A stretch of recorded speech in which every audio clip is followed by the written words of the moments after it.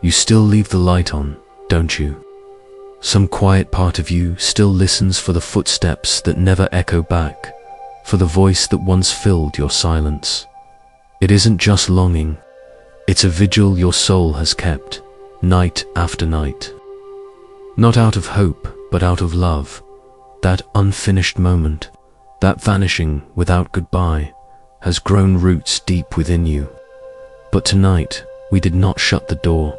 We do not demand closure. Instead, we welcome the ache like an old friend. We invite it to sit with us in the candle-lit quiet of this sacred space. And slowly, as we breathe together, we will see that loss was never emptiness. It was a path leading us home to our own hearts. This is a night not for forgetting, but for release, for quiet peace, for forgiveness not for them, but for ourselves. So rest your heart now, let the silence speak, and let us begin. Asterisk, asterisk there is a weight to unspoken words. They are heavier than any stone, for we carry them not in our hands, but in our souls. They are the letters we compose in our minds in the dead of night, the arguments we win long after the other person has gone, the declarations of love or pain that circle endlessly, seeking a destination that no longer exists. This is where our journey begins, not with healing, not with forgiveness, but with the simple, courageous act of acknowledgement. We must first be willing to read the letter we are carrying before we can ever hope to set it down in a small village, nestled between a bamboo forest and a winding river. There lived an old calligrapher named Kenji. His hands, though wrinkled and dotted with age spots, were as steady as a surgeon's. His ink strokes were legendary. They were said to contain not just words, but the very breath and spirit of the writer. For 40 years, he had lost his dearest friend, a potter who had moved to a distant province, and then, as travelers eventually reported, had passed into the great silence. Yet, for 40 years, Kenji had been working on a single letter to him. His students would watch, perplexed. They saw him grind the ink, a slow, circular motion that seemed to measure the passing of moments. They saw him unroll the delicate rice paper, smoothing it with a reverence usually reserved for sacred texts. He would dip his finest brush, and, with an exhale that seemed to carry the dust of decades, he would paint a single character. Sometimes he would sit for an hour, meditating on the word before his brush touched the paper. One day, a character for river. The next week, the character for laughter. Another day, the character for silence. A bold young student finally gathered the courage to ask the question that lingered in the air of the studio, like the scent of drying ink. "Master," he said, bowing low, "forgive my impertinence, but you write to a man who cannot read your words. You send your heart to a ghost. Why do you pour so much of yourself into a letter that can never be sent?" Kenji paused, his brush hovering over the paper. He looked not at the student, but through him, at a landscape of memory only he could see. "You think this letter is for my friend?" he said, his voice as soft as worn silk. "You are mistaken. In my youth, I believed this letter was for him. I was angry. There were things I needed to say, accusations I needed to make about his sudden departure. The ink was black with my bitterness." He gestured to a stack of papers in the corner, filled with harsh, jagged characters. "Those are the first drafts." He sighed. Then he continued, as the years passed, the anger cooled into a deep, cold stone of grief. I wanted to tell him how much I missed him. I wanted to describe the emptiness of the village without the sound of his potter's wheel. The ink then became grey with my sorrow. He pointed to another pile, the characters flowing like tears. "But now," Kenji said, turning his gaze back to the pristine sheet before him. I understand. This letter is not a vessel to send my feelings to him. It is a map of my own heart. Each word I write is not for him to read, but for me to understand. When I wrote river, I was not describing the river in our village. I was feeling the flow of time that has carried us apart, and yet, in memory, keeps us connected. When I wrote laughter, I was not just remembering his laugh. I was reawakening the part of myself that learned to laugh with him. And when I wrote silence, I finally understood the peace that can exist even in absence. He finally placed a new character on the paper. It was the character for gratitude. This letter, he concluded, his eyes shining, will never be sent. It has already arrived at its destination. Its destination is here. He tapped his own heart. It is the unsent letter that teaches us what we are truly holding inside. This story is a gentle mirror for our own hearts. We too are writing unsent letters. They are composed of our what-ifs, our I should-haves, our if-onlys. They are filled with the potent ink of our own unresolved emotions. The first step towards peace is not to pretend we aren't writing them. It is to become conscious of their contents. The Buddha's first great teaching, the first noble truth, is not a complicated philosophical decree. It is a simple, profound statement. There is suffering. Life includes pain, loss, and dissatisfaction. And it begins with acknowledgement. It begins with seeing things exactly as they are. The pain of an unresolved ending, the ache of unspoken words, this is real, this is dukkha. And acknowledging it is not an act of weakness. It is the first step of the enlightened path. It is the beginning of wisdom. Our unsent letter is the primary metaphor for this first part of our journey. It is a powerful symbol of everything we carry. It is not just one letter, it is 1,000. A letter of rage, a letter of longing, a letter of desperate questions, a letter of tender forgiveness. They are bundled together, tied with the string of our memory, and carried in a satchel on our back wherever we go. We feel their weight when we try to sleep. We feel their rustle when a new person enters our life. We feel their sharp corners pressing into us when we are quiet and alone. Tonight, we will not try to burn this bundle of letters. We will simply, gently open the satchel. We will allow ourselves to see what is inside without judgment. This is a meditation of acknowledgement. So, as you settle deeper into your rest, I invite you to join me in a quiet reflection. Bring to mind the person or the situation that weighs on you, the one who never came back, the one to whom your own unsent letter is addressed. Don't force the feeling, just allow the image or sense of them to arise naturally. Now, imagine in your hands, you are holding a single sheet of the most beautiful, weightless paper, and in your other hand, a brush dipped in the honest ink of your heart. You are in a safe, quiet space. No one will ever read this letter but you. You are the calligrapher of your own soul. What is the first word that comes to mind? Let it form. On the paper, is it a question? Why? Is it a statement? I miss you. Is it a feeling? Anger, hurt, love? Don't judge the word. Just allow it to be there. This is your truth in this moment. Now, let another word form, and another. You don't need to form perfect sentences. This is not about grammar or eloquence. This is about honesty. This is about mapping the territory of your own heart, just as Kenji did. See the words appear on the page. You left. I am lonely. I don't understand. I am still waiting. Thank you. I forgive you. I'm sorry. Whatever the words are, let them be there. See them clearly.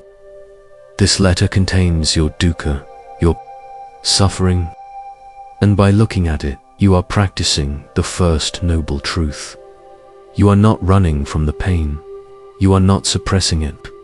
You are honoring it with your gentle, compassionate attention. You are being brave enough to read your own heart.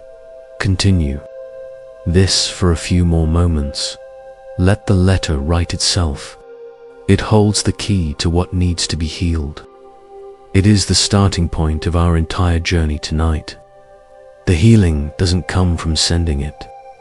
It comes from finally being willing to read it to ourselves. As we prepare to move into our next chapter, hold this image of your unsent letter. We will not discard it. We will simply place it gently to the side for now, acknowledging its existence, honoring its message. And as you do, ask yourself this one final, gentle question. What is the one truth your heart needed to express, just for itself, tonight? Having acknowledged the words we carry, the contents of our unsent letter, we now turn our attention to how those contents live with us. They do not stay neatly on the page. They bleed into the present moment, coloring our perceptions, shaping our reality. An unresolved past doesn't just stay in the past. It becomes a ghost that walks beside us, haunting the beautiful, living garden of our now. This section is about learning to see that ghost, to understand why it lingers, and to gently reclaim our garden for the living. There was a woman named Anya who inherited a house from her grandmother. The most magnificent part of the property was a walled garden at the back. It was an old Zen garden, designed for peace, with a small gurgling stream, moss-covered stones, and a single ancient cherry tree that exploded in a cloud of pink blossoms. Every spring, her grandmother had spent every morning of her life in that garden. It was her sanctuary. After her grandmother passed, Anya found she could not find peace there. The garden was still beautiful, objectively perfect, but for Anya, it was a place of painful memory. When she looked at the smooth, grey stones, she could see the ghost of her grandmother kneeling with a small cloth, polishing them. When she heard the gurgling stream, she heard the echo of her grandmother's quiet humming. And when the cherry tree bloomed, its beauty was a sharp, painful reminder of the person who loved it most. Now gone, that the ghost wasn't frightening. It was a ghost of love, of memory, but it was a ghost nonetheless. It stood between Anya and the garden itself. She couldn't see the moss for the memory of the hands that tended it. She couldn't feel the sun without feeling the loss of the one who used to share it with her. The past was so present, it had completely obscured the now. Friends would visit and exclaim, "Anya, this garden is paradise. You are so lucky." And Anya would smile a sad smile, unable to explain that she was living in a paradise she couldn't feel, a prisoner of a beautiful memory. One day, an old monk, a friend of her grandmother's, came to visit. He found Anya sitting on the porch, staring blankly at the garden. "You do not walk here anymore," he observed gently. "I can't," Anya confessed, tears welling in her eyes. "She is everywhere. Her ghost is in every corner. It hurts too much to be here." The monk nodded slowly, his eyes full of compassion. "The ghost you see," he said, "is not your grandmother. The ghost is your attachment. Your grandmother's spirit is free, like the wind that rustles these leaves. But your memory, your longing for what was, has built a cage around this garden, and you have put a ghost inside it to stand guard." He continued, "You are clinging to the form of the past, and so you cannot experience the formless presence of this moment. You believe the joy of the garden was in your grandmother, but she would tell you that the joy was in the garden itself, and she was merely a humble guest, as are you. The ghost is not here to haunt you, it is here to teach you. It is a signpost, pointing to the part of your heart that is still clinging. He then gave her a simple instruction. Do not try to banish the ghost, that will only make it stronger. Instead, walk into the garden and greet it. Walk to the stone where you see her kneeling. Place your hand next to where her ghostly hand rests. Feel the real coolness of the stone beneath your palm. Acknowledge her memory, thank it for the love it represents, and then gently bring your attention back to the feeling of the stone, right here, right now. Do this with everything. Hear her humming, and then truly listen to the water itself. See her face in the blossoms, and then truly see the delicate, impossible pink of a single petal. The ghost does not need to be exorcised. It needs to be integrated. It is a part of the story, but it is not the whole story. Anya began this practice. It was difficult at first. The pain was sharp. But day after day, she walked the garden. Hello, grandmother's memory, she would whisper to the ghost at the stone. Thank you for reminding me of her diligence. And then she would close her eyes and just feel the stone's texture. She would look at the cherry tree and say, hello, ghost of past springs. Thank you for the memory of her smile. And then she would focus on one single blossom until it's unique. Fleeting beauty filled her awareness. Slowly, miraculously, something shifted. The ghost didn't vanish. Instead, it became translucent. The vibrant, living presence of the garden began to shine through it. Anya began to feel the sun on her own skin, to hear the stream with her own ears. The garden was no longer a museum of her loss, but a living, breathing sanctuary once more.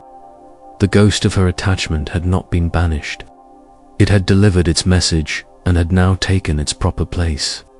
As a gentle, faded memory, no longer obscuring the vibrant life of the present, this story illustrates one of the most fundamental teachings in Buddhism, the nature of attachment, or upper. The second noble truth tells us that the origin of our suffering is craving and clinging. We cling to pleasure, we cling to people, we cling to life being a certain way. When that way changes, as it always does, our clinging becomes the source of our pain. Anya's love for her grandmother was beautiful, but her clinging to the past experience of her grandmother in the garden created the ghost that haunted her. She wasn't suffering from the garden. She was suffering from her attachment to a memory. The ghost in the garden is our metaphor for you. The garden might be your home, a song on the radio, a particular time of year, or even the landscape of your own mind. It is any place of potential peace and beauty that has become haunted by an attachment to the past. The ghost is the memory of the way things were, the person who should be here, the conversation you wish you'd had. It stands there, silent and sorrowful, and wherever it stands, the present moment cannot fully bloom. We all have these ghosts. The ghost of the partner who left, sitting in their favorite chair. The ghost of a friend, laughing at a joke you can't share with them anymore. The ghost of our former selves, younger, more innocent, standing just behind our reflection in the mirror. We think that to move on, we must violently expel these ghosts. We try to board up the garden, to never listen to that song again, to avoid that part of town. But as the monk taught Anya, this only gives the ghost more power. The real path to peace is to walk into the garden and meet the ghost with gentle awareness. So, let us try a reflection together now.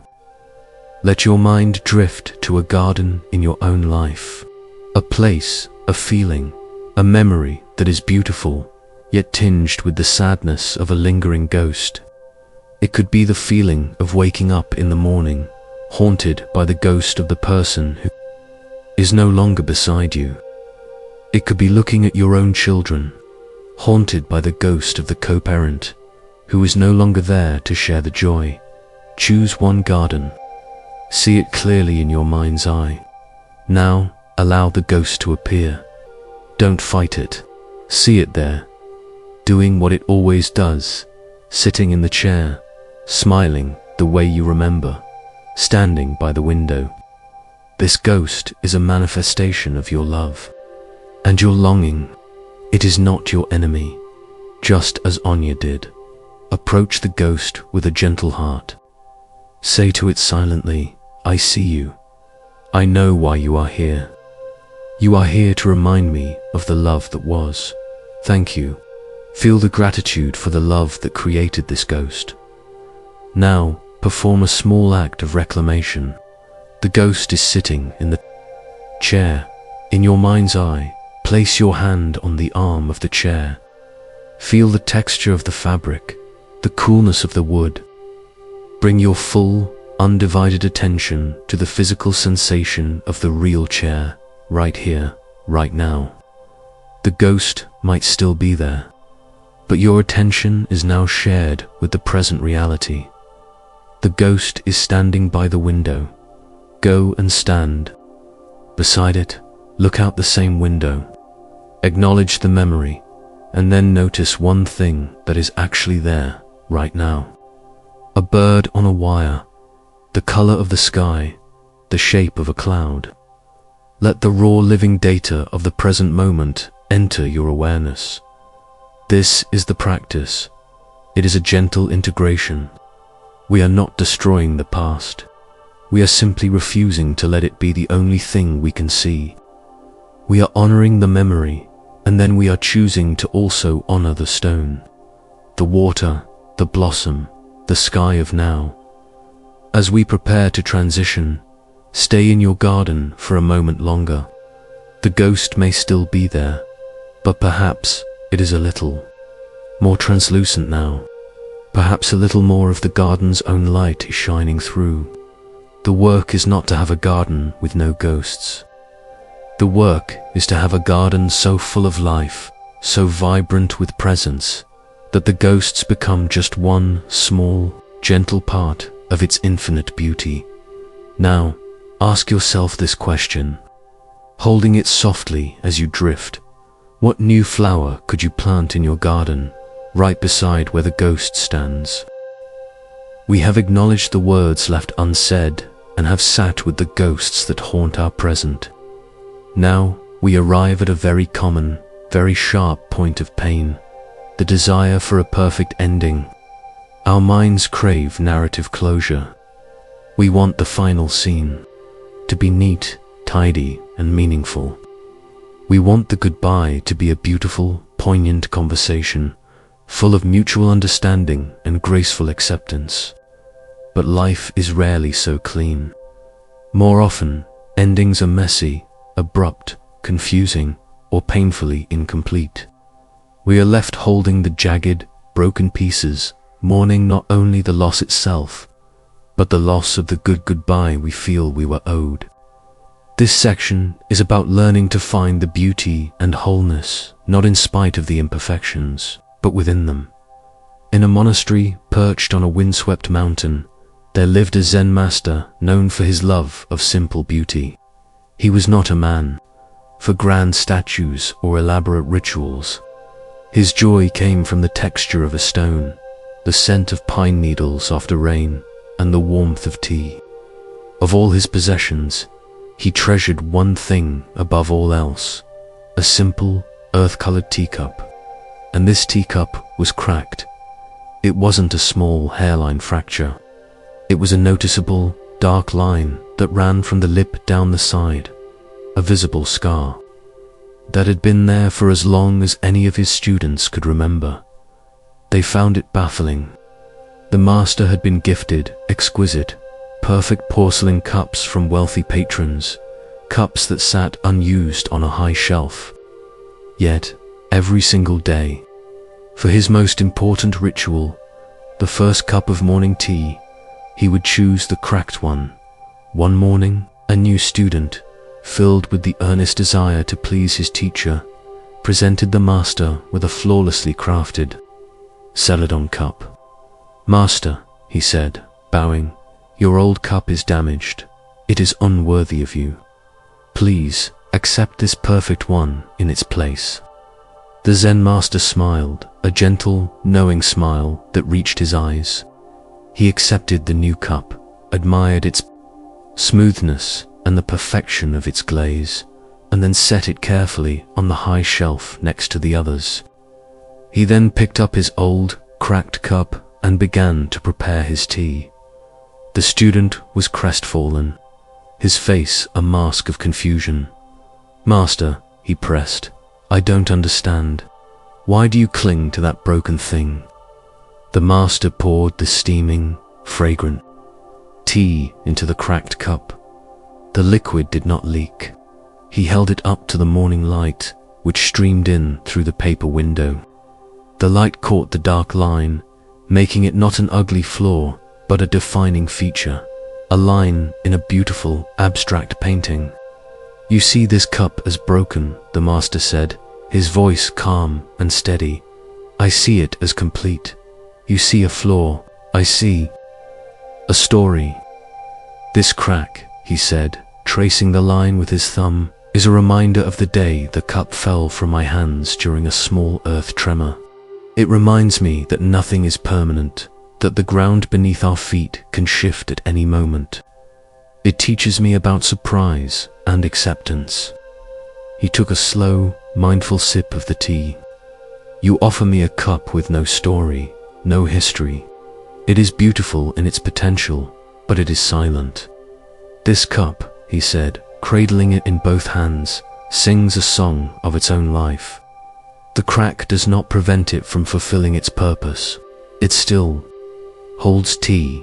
In fact, it holds it more mindfully, because I must hold it with more care, more attention. Its imperfection demands my presence." He looked directly at the young student. "Do not seek a life without cracks. Do not seek a love without scars, or a goodbye without messy edges. That is a fantasy of the mind. The true path is to see the beauty in the way things are, not the way you wish them to be. This crack is not a sign of the cup's failure. It is the mark of its resilience. It is what makes this cup, out of all the cups in the world, uniquely and completely mine." This teaching is a beautiful embodiment of the Japanese aesthetic principle of Wabi-Sabi. It is a worldview centered on the acceptance of transience and imperfection. Wabi-Sabi is the beauty of things that are imperfect, impermanent, and incomplete. It is the beauty of things modest and humble. It is the beauty of things unconventional. While our Western minds are often trained to seek symmetrical, flawless, polished perfection, Wabi-Sabi finds a deeper, more authentic beauty in the nicks, the chips, the weathered surfaces, and the cracks that tell the story of a life lived. Our metaphor for this section is the cracked teacup, that goodbye you had, the one that was abrupt, the one that was full of angry words, the one that was just a deafening silence.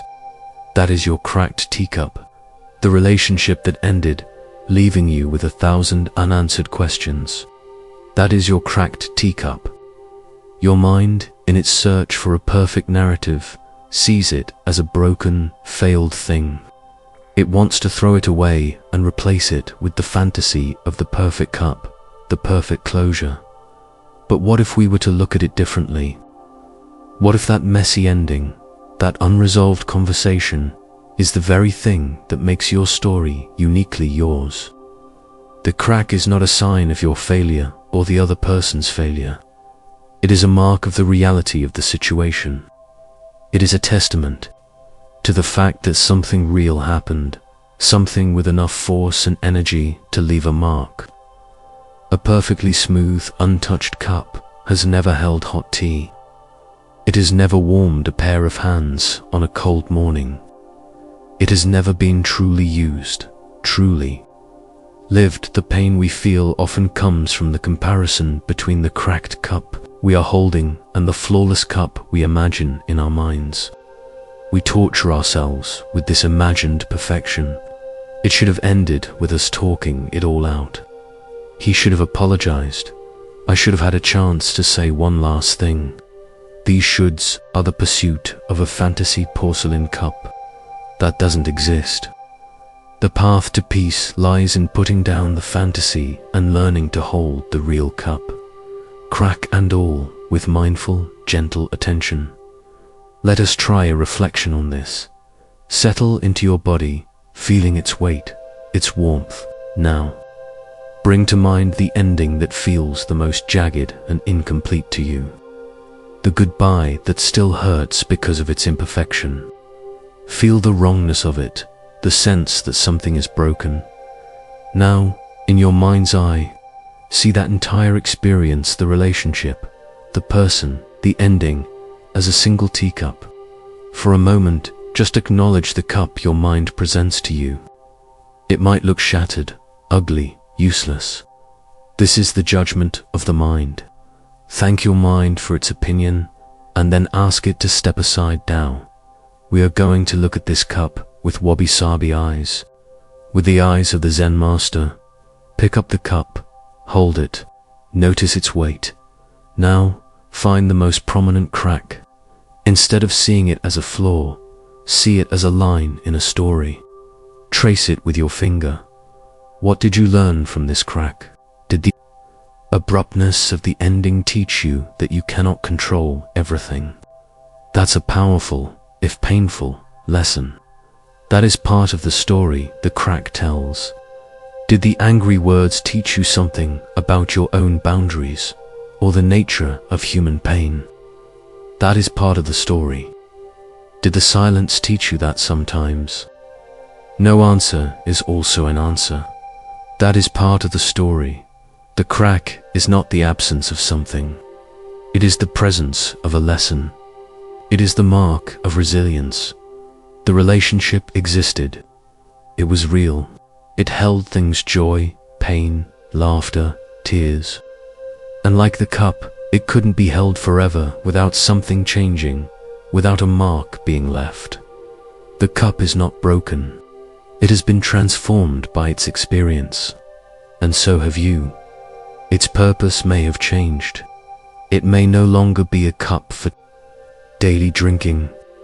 Perhaps it is now a cup to hold a single, beautiful flower. Or maybe it is a cup that simply sits on your shelf, reminding you of the strength you found when you thought you would shatter. As you hold this cracked cup in your awareness, let go of the desire for it to be any different than it is. It is not broken. It is complete, just as it is. It holds the whole story. Let a feeling of gentle acceptance arise. This was my story. This was my cup. Its crack is part of my journey. As we move on, we leave the cup sitting in a soft pool of morning light. It is not ugly. It is not a failure. It is real, and in its reality, there is a profound and quiet beauty. Ask yourself this gentle question. How has the crack in your goodbye taught you something beautiful or strong? We have acknowledged our story, we have sat with our ghosts, and we have found a way to see the beauty in our imperfect endings. But acknowledgement and understanding are not enough. There is still the matter of feeling when a great loss occurs. A powerful torrent of emotion is unleashed within us. Sadness, anger, confusion, fear. Our instinct, often encouraged by the world around us, is to build a dam. We try to hold it all back. We tell ourselves to be strong, to get over it, to stop crying. We believe that if we let the river flow, it will sweep us away entirely. But the wisdom of the heart knows another way. It knows that water, when blocked, does not disappear. It builds pressure until it shatters the dam, causing a flash flood of overwhelming, destructive force. This section is about the wisdom of becoming not a dam builder, but a canal digger. Imagine a small village in a valley, famous for its lush, fertile fields. The source of its fertility was a great, wild river that flowed down from the mountains. The river was life itself. But one year, a great tragedy befell the village. A sudden, unexpected loss left every heart shrouded in sorrow. The collective grief of the village was so immense, so terrifying, that the elders made a decision. They declared that the river of grief was too dangerous. They would not let it flow. So, all the villagers, men, women, and children, went to work. They brought huge stones and heavy logs. They mixed mud and straw, and with immense effort, they built a massive dam across the river, right where it entered their valley. For a time, it seemed to work. The terrifying roar of the water was silenced. Behind the dam, a great dark lake began to form, still and silent. The villagers congratulated themselves on their strength and their control. They went back to their fields and their homes, trying to live as they had before, in the eerie, unnatural quiet. But strange things began to happen. The fertile fields, deprived of the river's annual silt, began to turn dry and dusty. The vibrant greens faded to a sickly yellow. The villagers themselves became brittle and hard. Laughter was never heard. People moved like ghosts, their faces tight with the strain of holding back the water. The pressure was immense, not just on the dam, but inside each person. They had nightmares of cracking walls and rising water. The silent lake of grief behind the dam was not gone. It was festering, growing larger and more powerful with each passing day. One day, an old woman, a basket weaver, who lived on the edge of the village, went to the elders. She had not helped build the dam. She had sat and watched, her hands weaving reeds, her heart full of sorrow. "You have made a great mistake," she told them, her voice cracking like dry earth. "You think you have controlled the river, but you have only postponed its power. You are trying to stop life from flowing. The dam will not hold. And when it breaks, it will destroy the very fields you sought to protect. Grief is not a force to be stopped. It is a force to be guided." The elders, proud and fearful, dismissed her, but the woman knew what she had to do. That night, she took a small, sharp shovel and went not to the great dam, but to the fields, and she began to dig a small channel. It was hard work for her old bones. She dug a narrow trench from the edge of the great, silent lake, leading it away from the village houses, towards the parched, dying fields. When she broke through the last bit of earth, the dark water did not roar out. It seeped, then trickled, then flowed gently into the new canal. It was a small, manageable stream of the great river Dot. The next day, other villagers saw what she had done. They saw the dark, nutrient-rich water soaking into the thirsty soil. They saw the wisdom in it, and so they too picked up shovels. They didn't try to destroy the dam. They simply began to dig more canals. They created a network of channels that allowed the river of grief to flow through their valley in a safe, controlled, life-giving way. The water irrigated the fields, depositing the rich silt of memory and sorrow.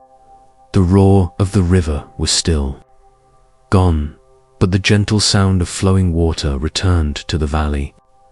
The fields slowly, over time, became fertile again. The faces of the villagers softened. They learned that grief was not a flood to be feared, but a sacred river that, when honored and guided, had the power to nourish the very ground of their future life. This parable speaks to the core teaching of non-resistance.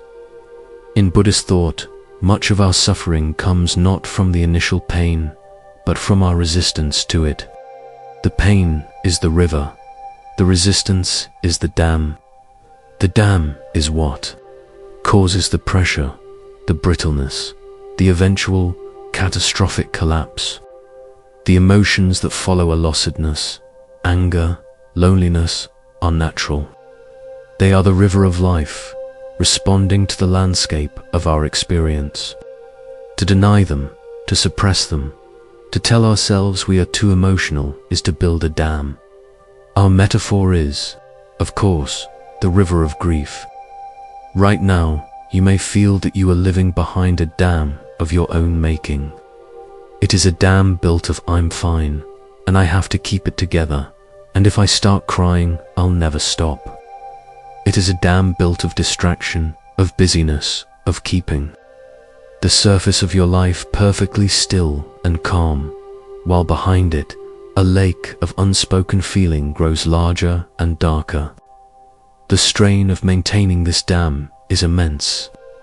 It is what leads to sleepless nights, to anxiety, to a feeling of being disconnected from yourself and the world. The basket weaver's wisdom is the wisdom of mindfulness. She did not engage in a heroic battle with the river. She respected its power. She worked with it. Digging the canals is the practice of allowing our feelings to be felt in manageable doses. It is the act of setting aside a specific time to grieve. It is giving yourself permission to feel. It's not about letting the entire river burst forth at once. It's about digging one small canal.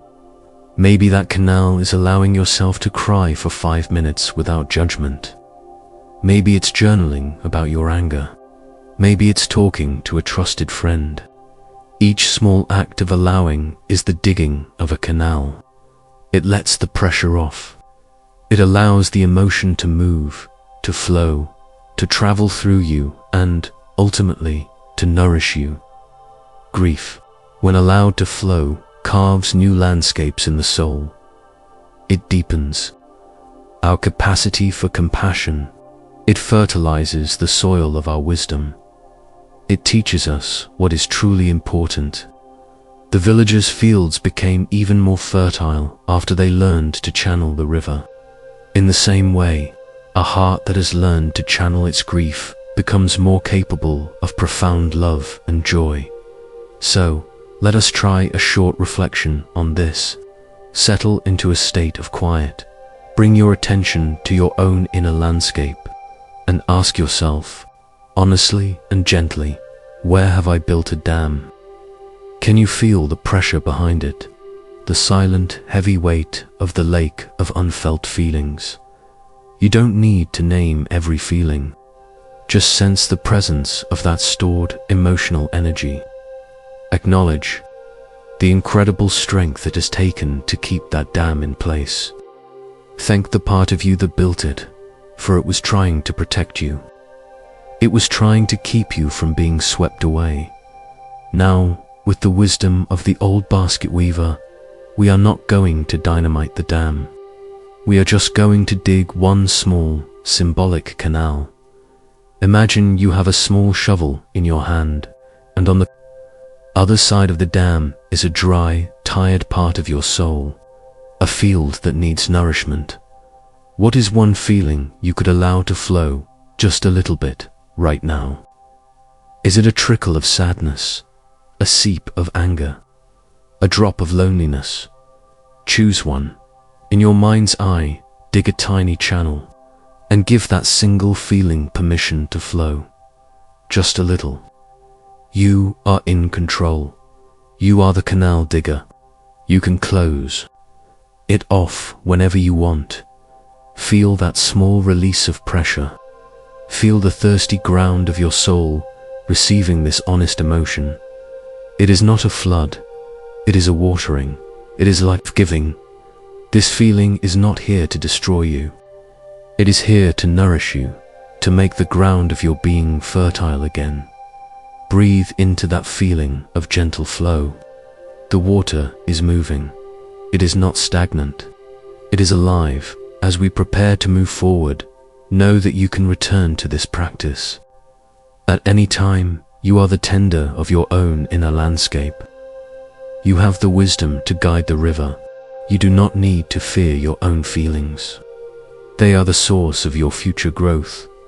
Hold this feeling of gentle flow and ask yourself, if you allowed your grief to flow, where would it go and what could it nourish? We have started to allow our river of grief to flow, but as it flows, it often carries sharp, painful things, most notably anger. Anger at the person who left, anger at the universe, anger at ourselves. This anger is often rooted in a deep, burning sense of having been personally wronged. How could they do this to me? Why did this happen to me?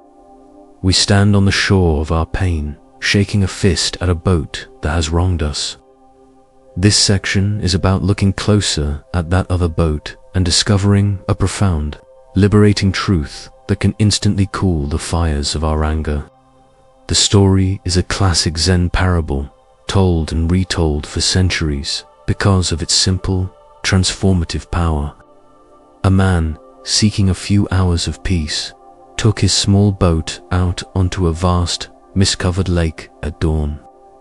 He rowed to the middle, dropped a small anchor, closed his eyes, and began to meditate. He was completely immersed in the stillness, feeling the gentle rock of the water, the cool air on his skin. Suddenly, a harsh jolt threw him off balance. Thump! Another boat had collided with his. His eyes flew open, his heart pounding with irritation. The peace was shattered. He felt a surge of hot anger. Who was this careless, inconsiderate fool who had crashed into him in the middle of a huge, empty lake? He turned, ready to scream, ready to hurl insults at the incompetent boater. His mouth was open, the angry words already formed on his tongue. But as he looked, he saw that the other boat was empty. It was just an empty boat that had broken free of its moorings somewhere up the shore, and had simply drifted with the current and the wind until it bumped into his dot. In that instant, his anger vanished. Completely, it was like a puff of smoke. How can you be angry at an empty boat? There was no one to blame. There was no malice, no intention, no other to be the target of his rage. It was just an event, a thing that happened. The wind blew, the current flowed, and the boat drifted. He could no longer take it personally. With a deep sigh that was half amusement and half relief, he simply pushed the empty boat away with his hand and watched it continue its aimless journey. He readjusted his position, closed his eyes again, and returned to his meditation. But now, his stillness was deeper. It was a peace that was no longer dependent on being undisturbed. It was a peace that understood the nature of empty boats. The master who first told this story finished with a question. All the people who insult you, who hurt you, who frustrate you, they are all empty boats. Why do you get angry? This powerful parable introduces us to one of the most profound and challenging concepts in Buddhist philosophy, shunyata, or emptiness. This doesn't mean that nothing exists. It means that things do not possess a solid, independent, separate self. They are empty of a fixed, inherent identity. Their existence is conditioned, dependent on 1,000 other causes and effects. Just like the boat was dependent on the wind and the current, the empty boat is our central metaphor. The person who left you, the one who never came back, the one who caused you so much pain in this moment, can we dare to see them as an empty boat? This is not an act of excusing their behavior.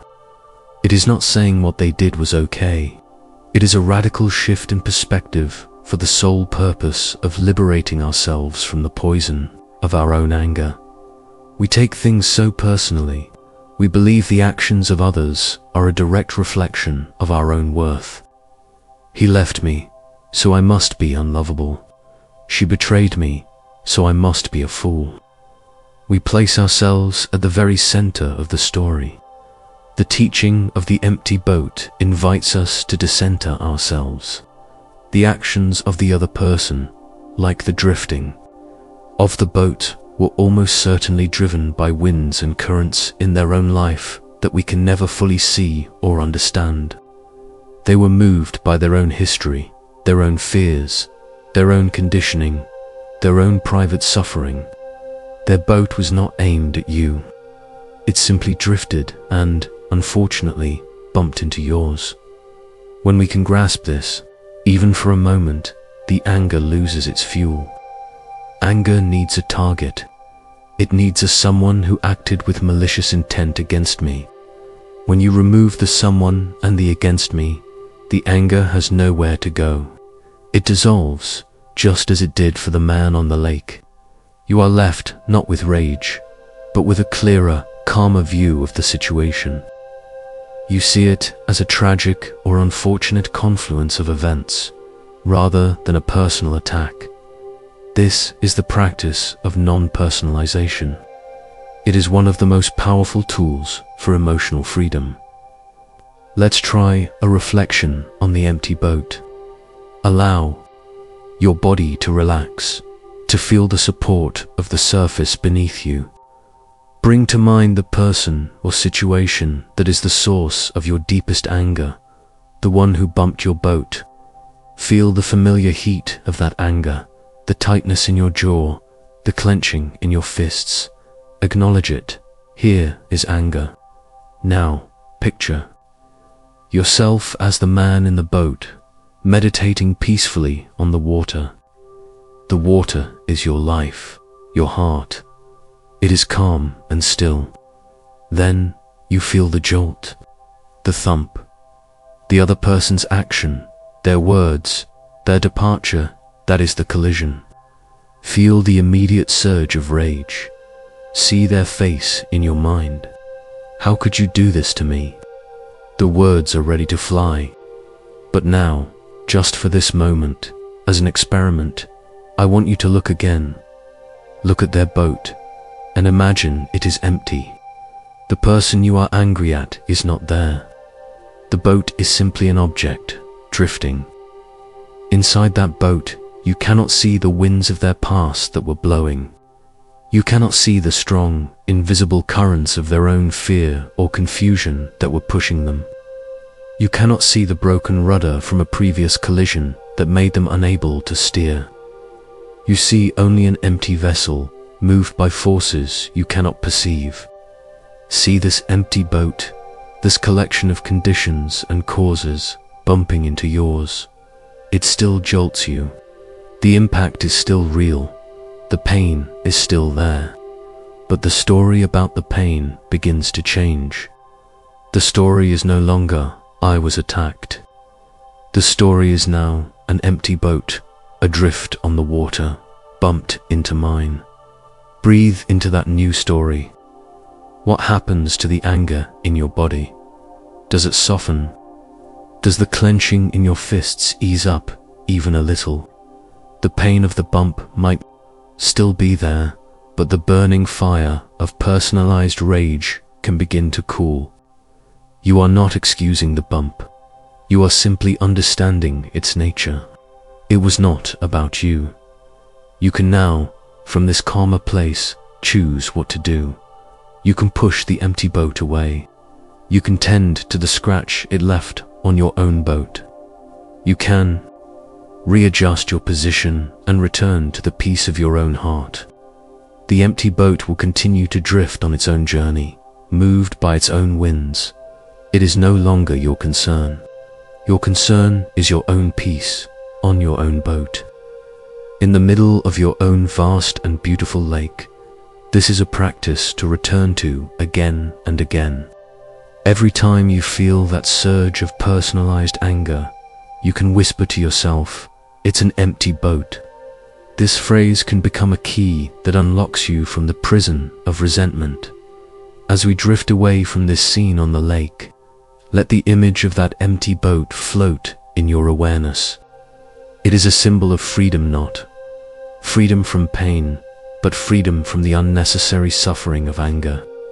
Hold this image and this new feeling, and ask yourself softly, what happens to your anger when you realize the boat that bumped you was empty?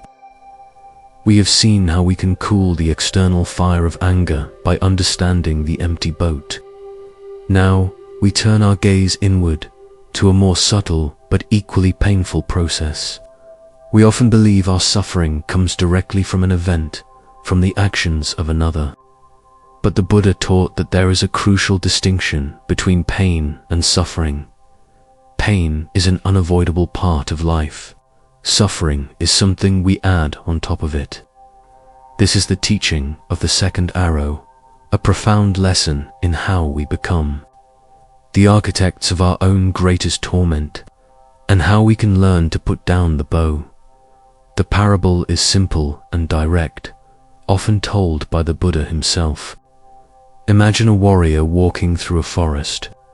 Suddenly, from a hidden thicket, an arrow flies out and strikes him in the leg. The pain is immediate, sharp, and intense. This is the first arrow. It is the painful event itself. In our case, it is the person leaving, the betrayal, the loss, the unresolved ending. This first arrow is dukkha, the inherent pain and unsatisfactoriness of life. It happens. It is, to a large degree, outside of our control. Now, what does the wounded warrior do? A wise warrior would immediately focus on the reality of the situation. I am struck by an arrow. I must remove it. I must clean the wound. I must find medicine and heal. But an unwise warrior does something very different. Instead of tending to the wound, he falls to the ground and begins to lament. Why me, he wails. Who shot this arrow? Was it a bandit? Was it a rival from another clan? What kind of wood is the shaft made of? What kind of feathers are on the fletching? This is so unfair. I was just walking along, minding my own business. This always happens to me. My life is ruined. I'll probably get an infection and die. I will never walk properly again. As he is doing this, as he is lost in this storm of analysis, blame, and catastrophic thinking, he picks up another arrow from his own quiver, and he stabs himself in the very same leg. This is the second arrow. The second arrow is our reaction to the first. It is the suffering we create with our own minds. The first arrow is the pain of he never came back. The second arrows are the thoughts that follow. It's my fault. I must have done something wrong. I am not good enough. I will be alone forever. I can't trust anyone ever again. My life has no meaning without him. The first arrow was shot by someone else or by circumstance. The second arrow we shoot ourselves, and it is almost always more painful, more poisonous, and more damaging than the first. We are all masters of the second arrow. The initial pain of a loss is clean, in a way. It's a direct impact. But the suffering we build around it is a messy, tangled web of our own creation. We ruminate, we obsess, we create elaborate stories with ourselves as the victim or the villain. We water the seeds of our own despair with an endless stream of negative self-talk. The original wound from the first arrow cannot heal because we keep stabbing the area around it with these second, third, and fourth arrows of our own making. The teaching here is not to pretend the first arrow didn't hurt. It is not a teaching of emotional suppression. The pain is real and must be honored. The teaching is to become aware of the moment we reach for that second arrow. It is to cultivate the wisdom to see our own hand moving towards our own quiver. The second arrow is our powerful metaphor for this self-inflicted suffering. Think about the story you tell yourself about your loss. That story is the second arrow. The event itself was just a set of facts.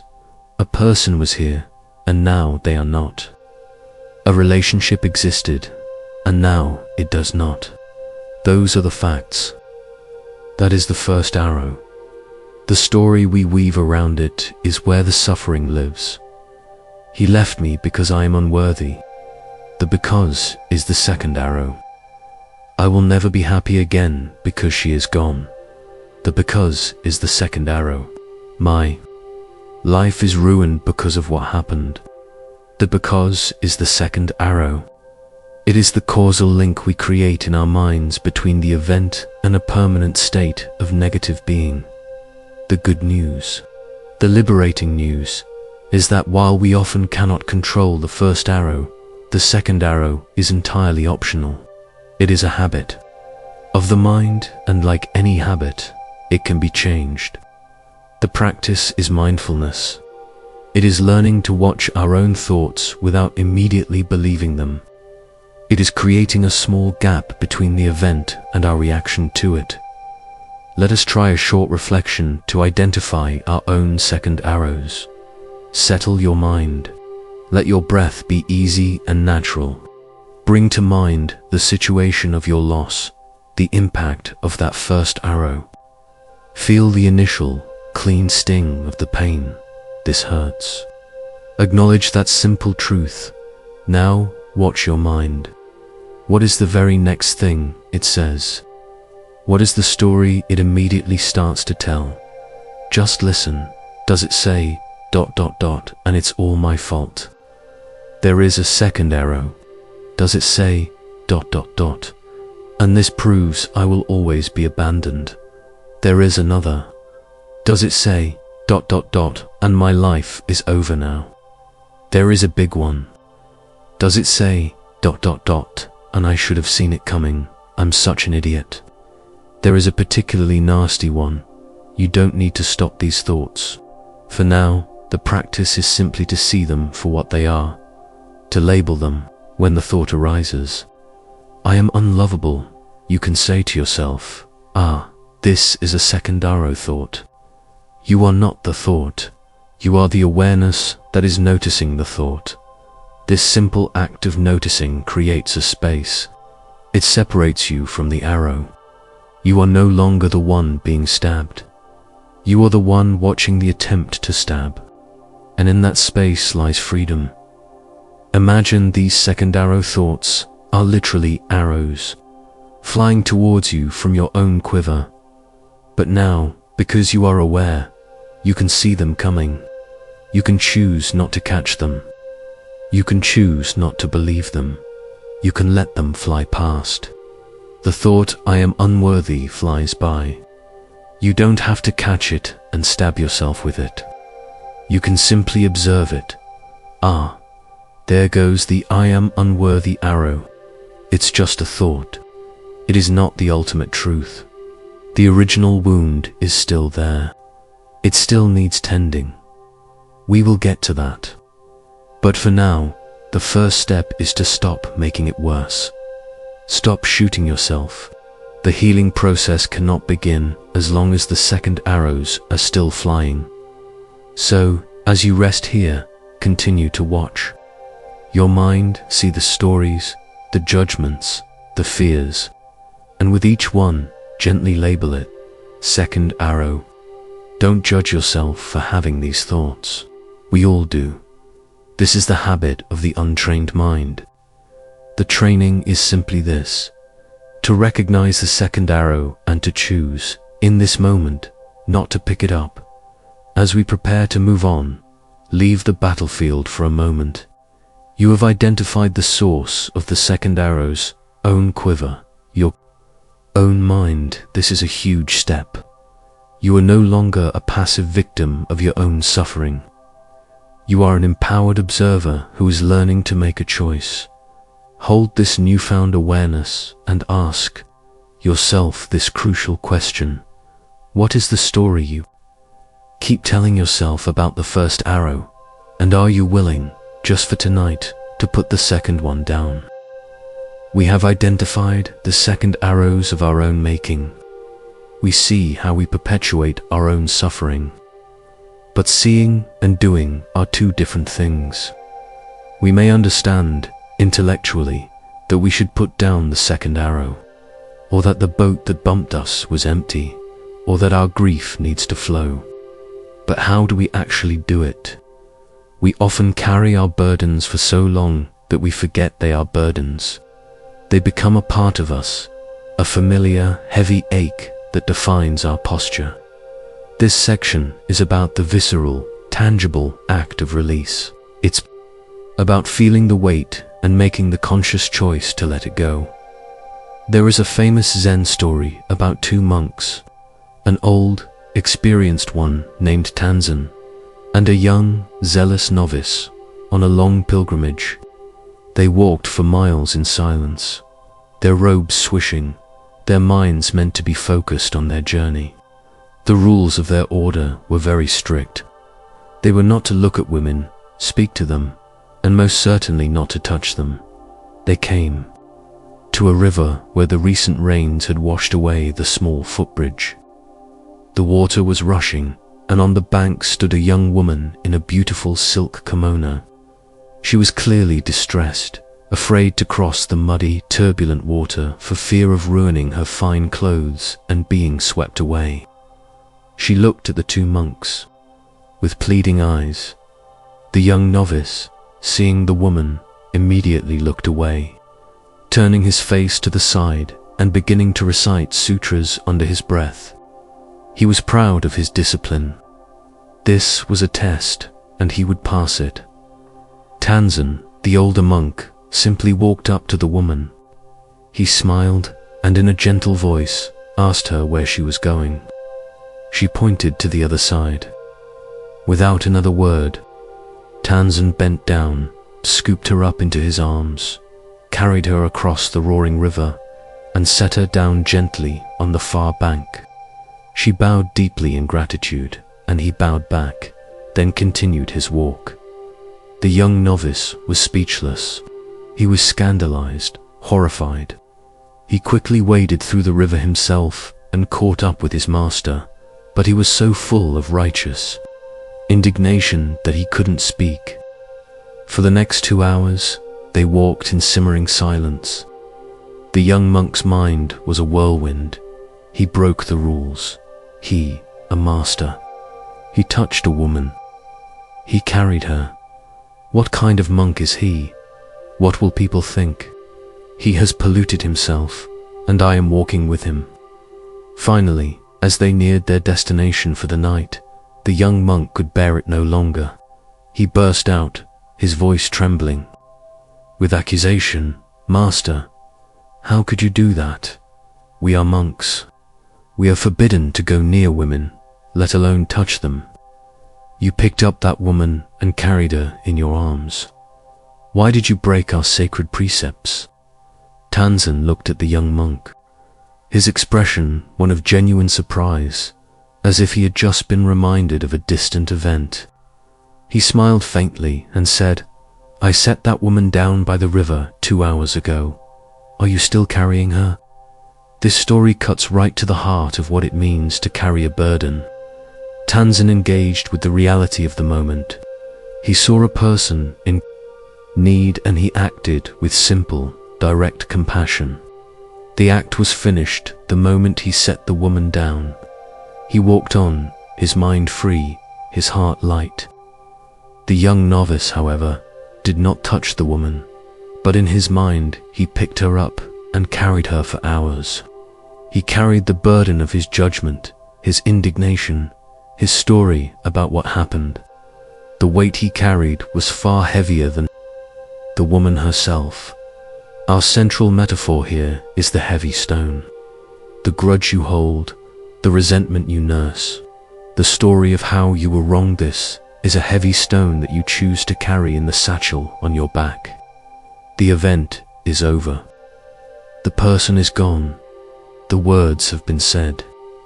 You have set the woman down on the other side of the river, but you are still carrying her. You are still carrying the weight of the injustice, and it is a heavy weight. It drains your energy. It sours your mood. It makes the journey of life an exhausting, joyless slog. We think, somehow, that by carrying this stone of resentment, we are punishing the other person. We think our bitterness serves a purpose, that it keeps the record straight.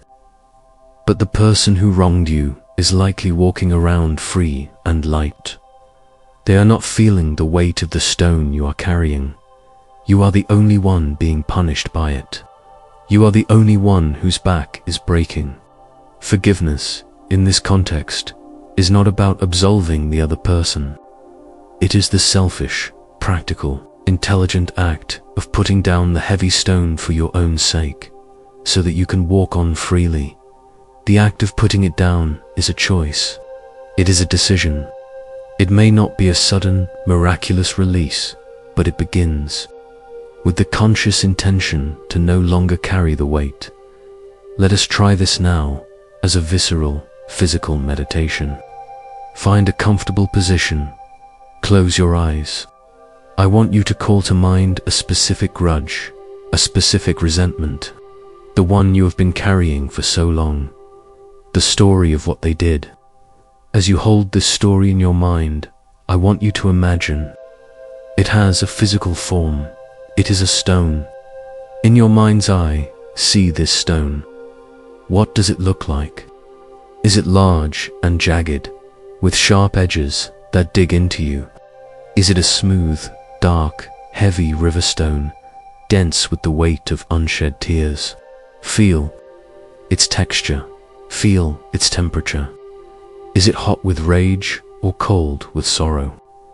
Now, imagine that you are holding this stone in your hands. Feel its weight. Truly feel it. Feel the strain in your arms, the tension in your shoulders, the ache in your back from carrying it for so long. Acknowledge how exhausting it has been. Acknowledge the part of you that has held on so tightly, believing it needed to. Thank it for its vigilance. You are standing on the bank of a great, flowing river. The river of time, of life, which moves ever onward.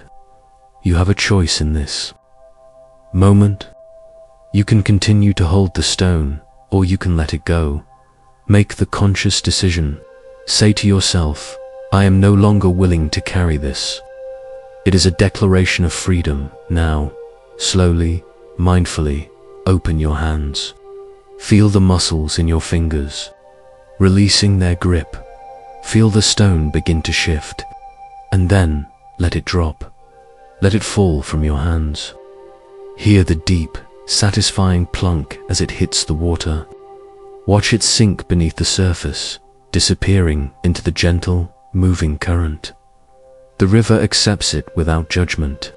It is gone now. Feel your hands. They are empty. They are light. Feel your arms. The strain is gone. Feel your shoulders. The tension is released. Feel your back. It is straight and free. Take a deep, cleansing breath into this new space of lightness. You have not forgotten what happened. You have not condoned it. You have simply chosen to stop carrying the dead weight of it into your future. You have set the woman down by the river. This is a practice you can do anytime. You feel the familiar weight of an old resentment settling upon you. You can visualize the stone. You can feel its weight. And you can make the choice again and again to let it drop into the river. Each time you do it, it gets easier. The stone gets smaller until one day you realize you haven't picked it up. In a very long time, as we prepare to leave this riverbank, take one more deep breath of this light, free air. You have put down the burden. The path ahead is now easier to walk. Carry this feeling of lightness with you and ask yourself, what does the lightness feel like in the moment you decide to no longer carry this weight? We have done some heavy work. We have faced our unspoken words, our ghosts, our imperfect endings. We have learned to guide our grief, to see beyond our anger, and to put down our burdens. Now, the path turns. Having cleared away some of the debris of the past, we begin the work of cultivating a sanctuary within.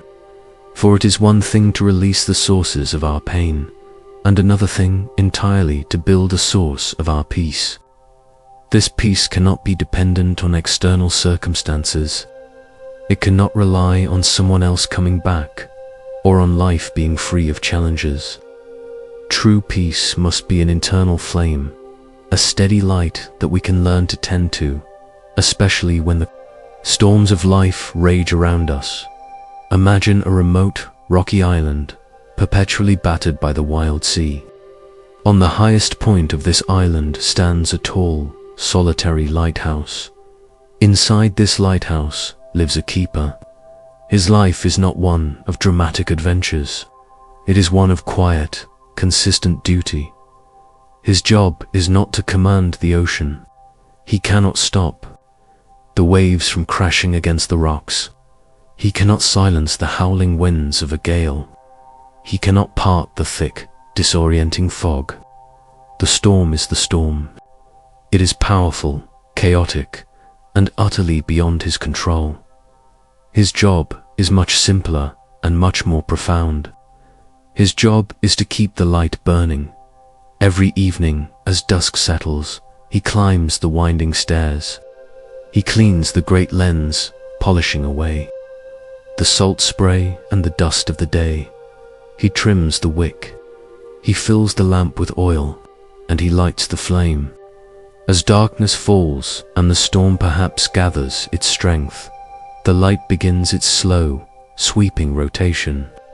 A steady, reliable beam cutting through the chaos. The light does not make the storm go away, but it changes everything. For the ships, lost in the churning darkness, that steady beam is a point of reference, a sign of hope, a guide towards safe passage. The sailors on those ships do not need the lighthouse keeper to calm the storm. They just need him to keep the light on. The keeper's own peace comes not from having a calm sea, but from the quiet dedication to his task. His sanctuary is the lantern room, where, surrounded by the roaring storm, he is focused on one thing only, tending the flame. This is the practice of mindfulness. In the Buddhist tradition, this is known as sati. It is the practice of bringing our awareness to the present moment, intentionally and without judgment. Your mind is the stormy sea. It is full of crashing waves of emotion, sadness, fear, longing.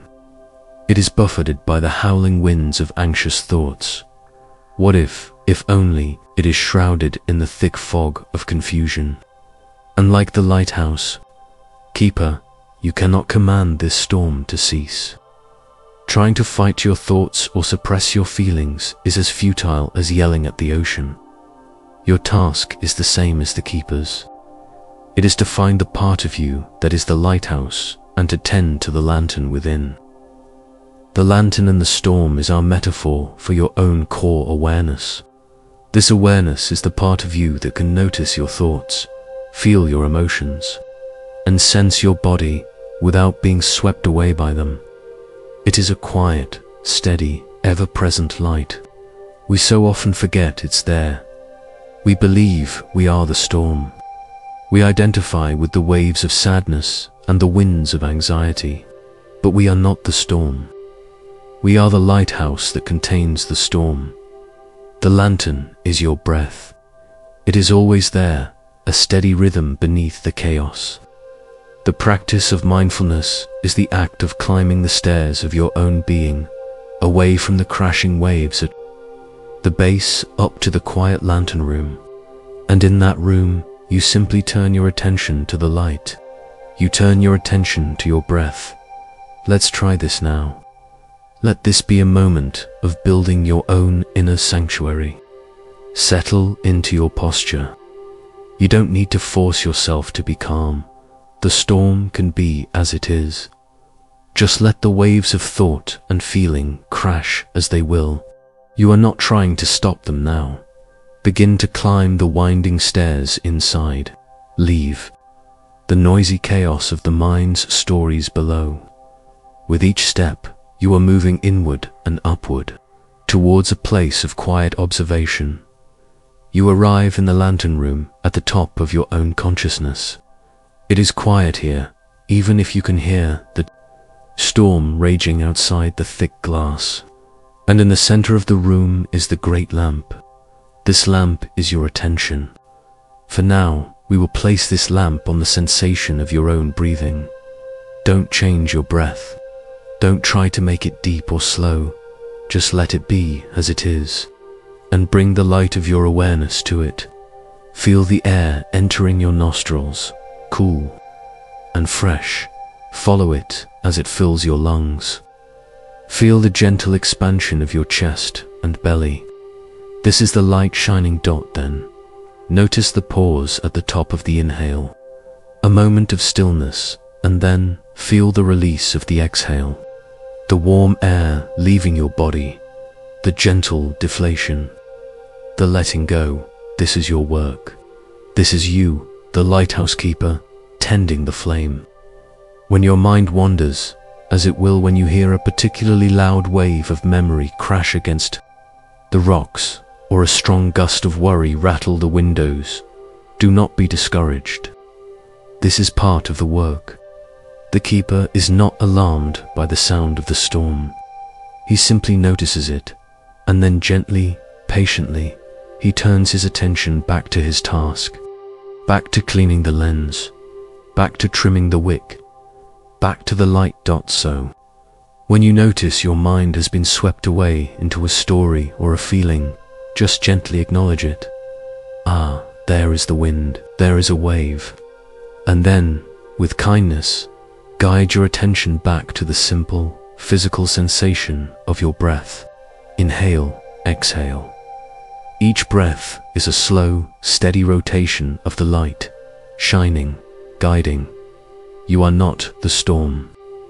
You are the stillness that holds the storm. You are the light that shines within the darkness. This inner sanctuary is always available to you. The more you visit it, the stronger and brighter the light becomes. Your peace is not dependent on a calm sea. Your peace is the unwavering light of your own presence. As we prepare to leave the lantern room, know that the light will stay on. You have tended to it. It will continue to shine its steady, silent beam throughout the night. A beacon of hope in the midst of whatever weather your mind creates. Carry this inner light with you and feel its quiet, steady warmth. Now, ask yourself this question. Can you feel the quiet, steady flame of your own awareness, even as the winds of thought blow around it? Having found our inner lantern, our steady place of awareness, we can now approach one of the most difficult and misunderstood landscapes of the heart, the territory of forgiveness. We often think of forgiveness as something we do for the other person, a gift of pardon we grant them. We resist it because it feels like saying what they did was okay, or that it didn't hurt. But from a spiritual perspective, this is a profound misunderstanding. Forgiveness is not about condoning an action. It is not about reconciliation. It is the radical, courageous, and deeply self-loving act of freeing ourselves from the poison of resentment. It is the choice to stop drinking poison and hoping the other person will die. It is the act of planting a new seed in a land we thought was barren forever. There is a story of two farmers who owned adjacent fields, separated only by a low stone wall. One farmer, named Cato, was diligent and kind, and his field flourished. The other farmer, Tenzin, was consumed by jealousy. He saw Cato's abundant harvest as a personal insult. His own field was neglected as he spent more time peering over the wall, his heart filling with bitterness, than he did tending his own soil. One night, in a fit of spiteful rage, Tenzin crept into Cato's field under the cover of darkness. He carried with him several large bags of salt, and he spent the entire night spreading the salt over Cato's beautiful, fertile soil, turning the entire field into a barren, white wasteland where nothing could grow. The next morning, Cato awoke to discover the devastation. His life's work was destroyed. His heart was shattered, not just by the loss of his crop, but by the malice of the act. He knew instinctively who had done it. His first impulse was a fire of rage. He wanted revenge. He wanted to see field burn.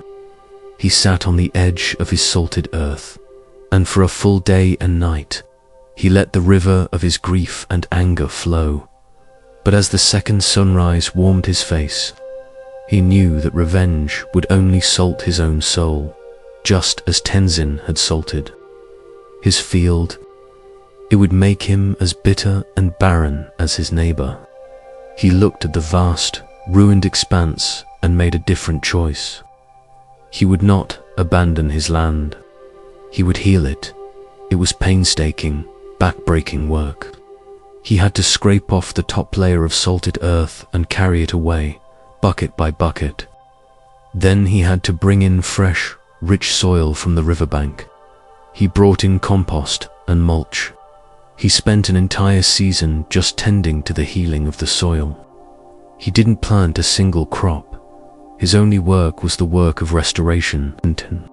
Watched from over the wall, first with satisfaction, then with confusion, and finally with a growing sense of shame. He saw Cato working not with anger, but with a quiet, powerful determination. Cato wasn't fighting the past. He was cultivating a future. The following year, Cato planted his seeds in the newly restored earth, and the harvest that came was the most abundant, vibrant, and beautiful he had ever known. The land, having been so deeply cared for and renewed, gave back its gratitude in the form of life. One evening, Tenzin came to the stone wall, his head bowed. "I do not understand," he said, his voice barely a whisper. "I tried to destroy you, but you have become stronger. How can you have forgiven me?" Cato paused his work and looked at his neighbor, not with anger, but with a kind of weary compassion. "I have not spent a single moment forgiving you," he said gently. "That would have been a waste of my energy. All of my energy has been spent on healing my land. My forgiveness was not a gift I gave to you. It was the choice I made to not let your hatred take root in my own heart. I chose to cultivate my garden, not my grievance. This is the essence of true forgiveness. It is an internal process. It has nothing to do with the other person. It is the choice to stop allowing their actions to define the landscape of your inner world. Resentment is the salt. It makes our own hearts barren. It prevents anything new and beautiful from growing. Forgiveness is the act of painstakingly removing that salt, not to absolve the person who threw it there, but to make our own soil fertile once again. The metaphor here is powerful. Planting a new seed in salted earth. The salted earth is your heart after it has been hurt. It feels barren, toxic, incapable of supporting life. The temptation is to just leave it, to declare it a wasteland forever. The act of forgiveness is the choice to believe in the possibility of renewal. It is the hard work of self-compassion, of tending to your own wound, of bringing in new, nourishing experiences and thoughts until the soil of your heart is ready to support life again. In the Buddhist tradition, this practice is deeply connected to metta or loving kindness, and the practice of metta always begins with ourselves. We cannot offer true loving kindness to others if our own hearts are salted with self-hatred or resentment. Forgiveness, then, is the ultimate act of metta directed inward. It is saying to yourself, "I care more about my own peace and well-being than I do about holding on to this grievance. I deserve to have a fertile garden in my soul. This is not easy. It is, as the parable shows, a season of hard work. It doesn't happen overnight. It begins with the intention. So let us begin with that intention now. In a state of quiet reflection, bring to mind the person or situation that you feel you cannot forgive. See the salted earth in your heart, the place that feels barren and dead because of this wound. Acknowledge the pain. Acknowledge the injustice. It is real now. I want you to imagine that you are holding a single, tiny seed in the palm of your hand. This is not a seed of forgiveness for the other person. This is a seed of peace for yourself. It is the seed of the desire to be free. It is the seed of the wish for your own heart to be fertile and green again.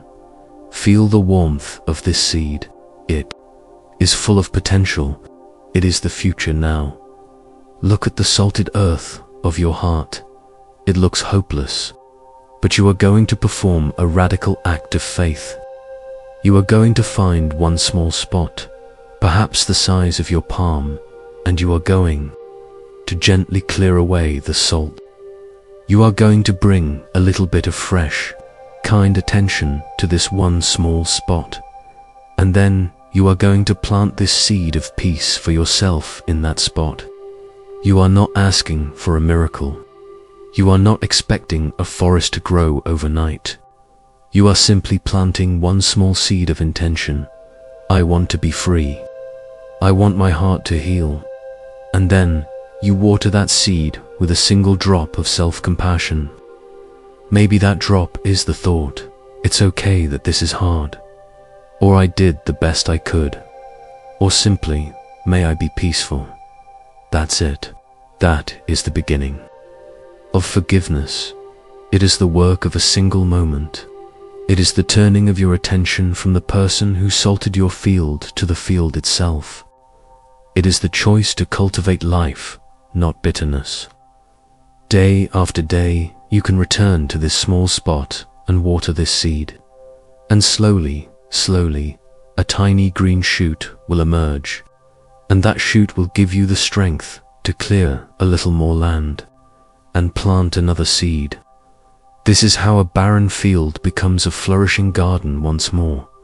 As we move on from this sacred act of planting, carry the feeling of that tiny, warm seed in your heart. It is your promise to yourself. It is the beginning of your own liberation, and hold this question gently in your awareness.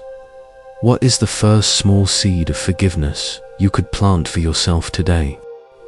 We have delved into the deep, emotional work of forgiveness, but for many of us, there is another, more intellectual obstacle to peace.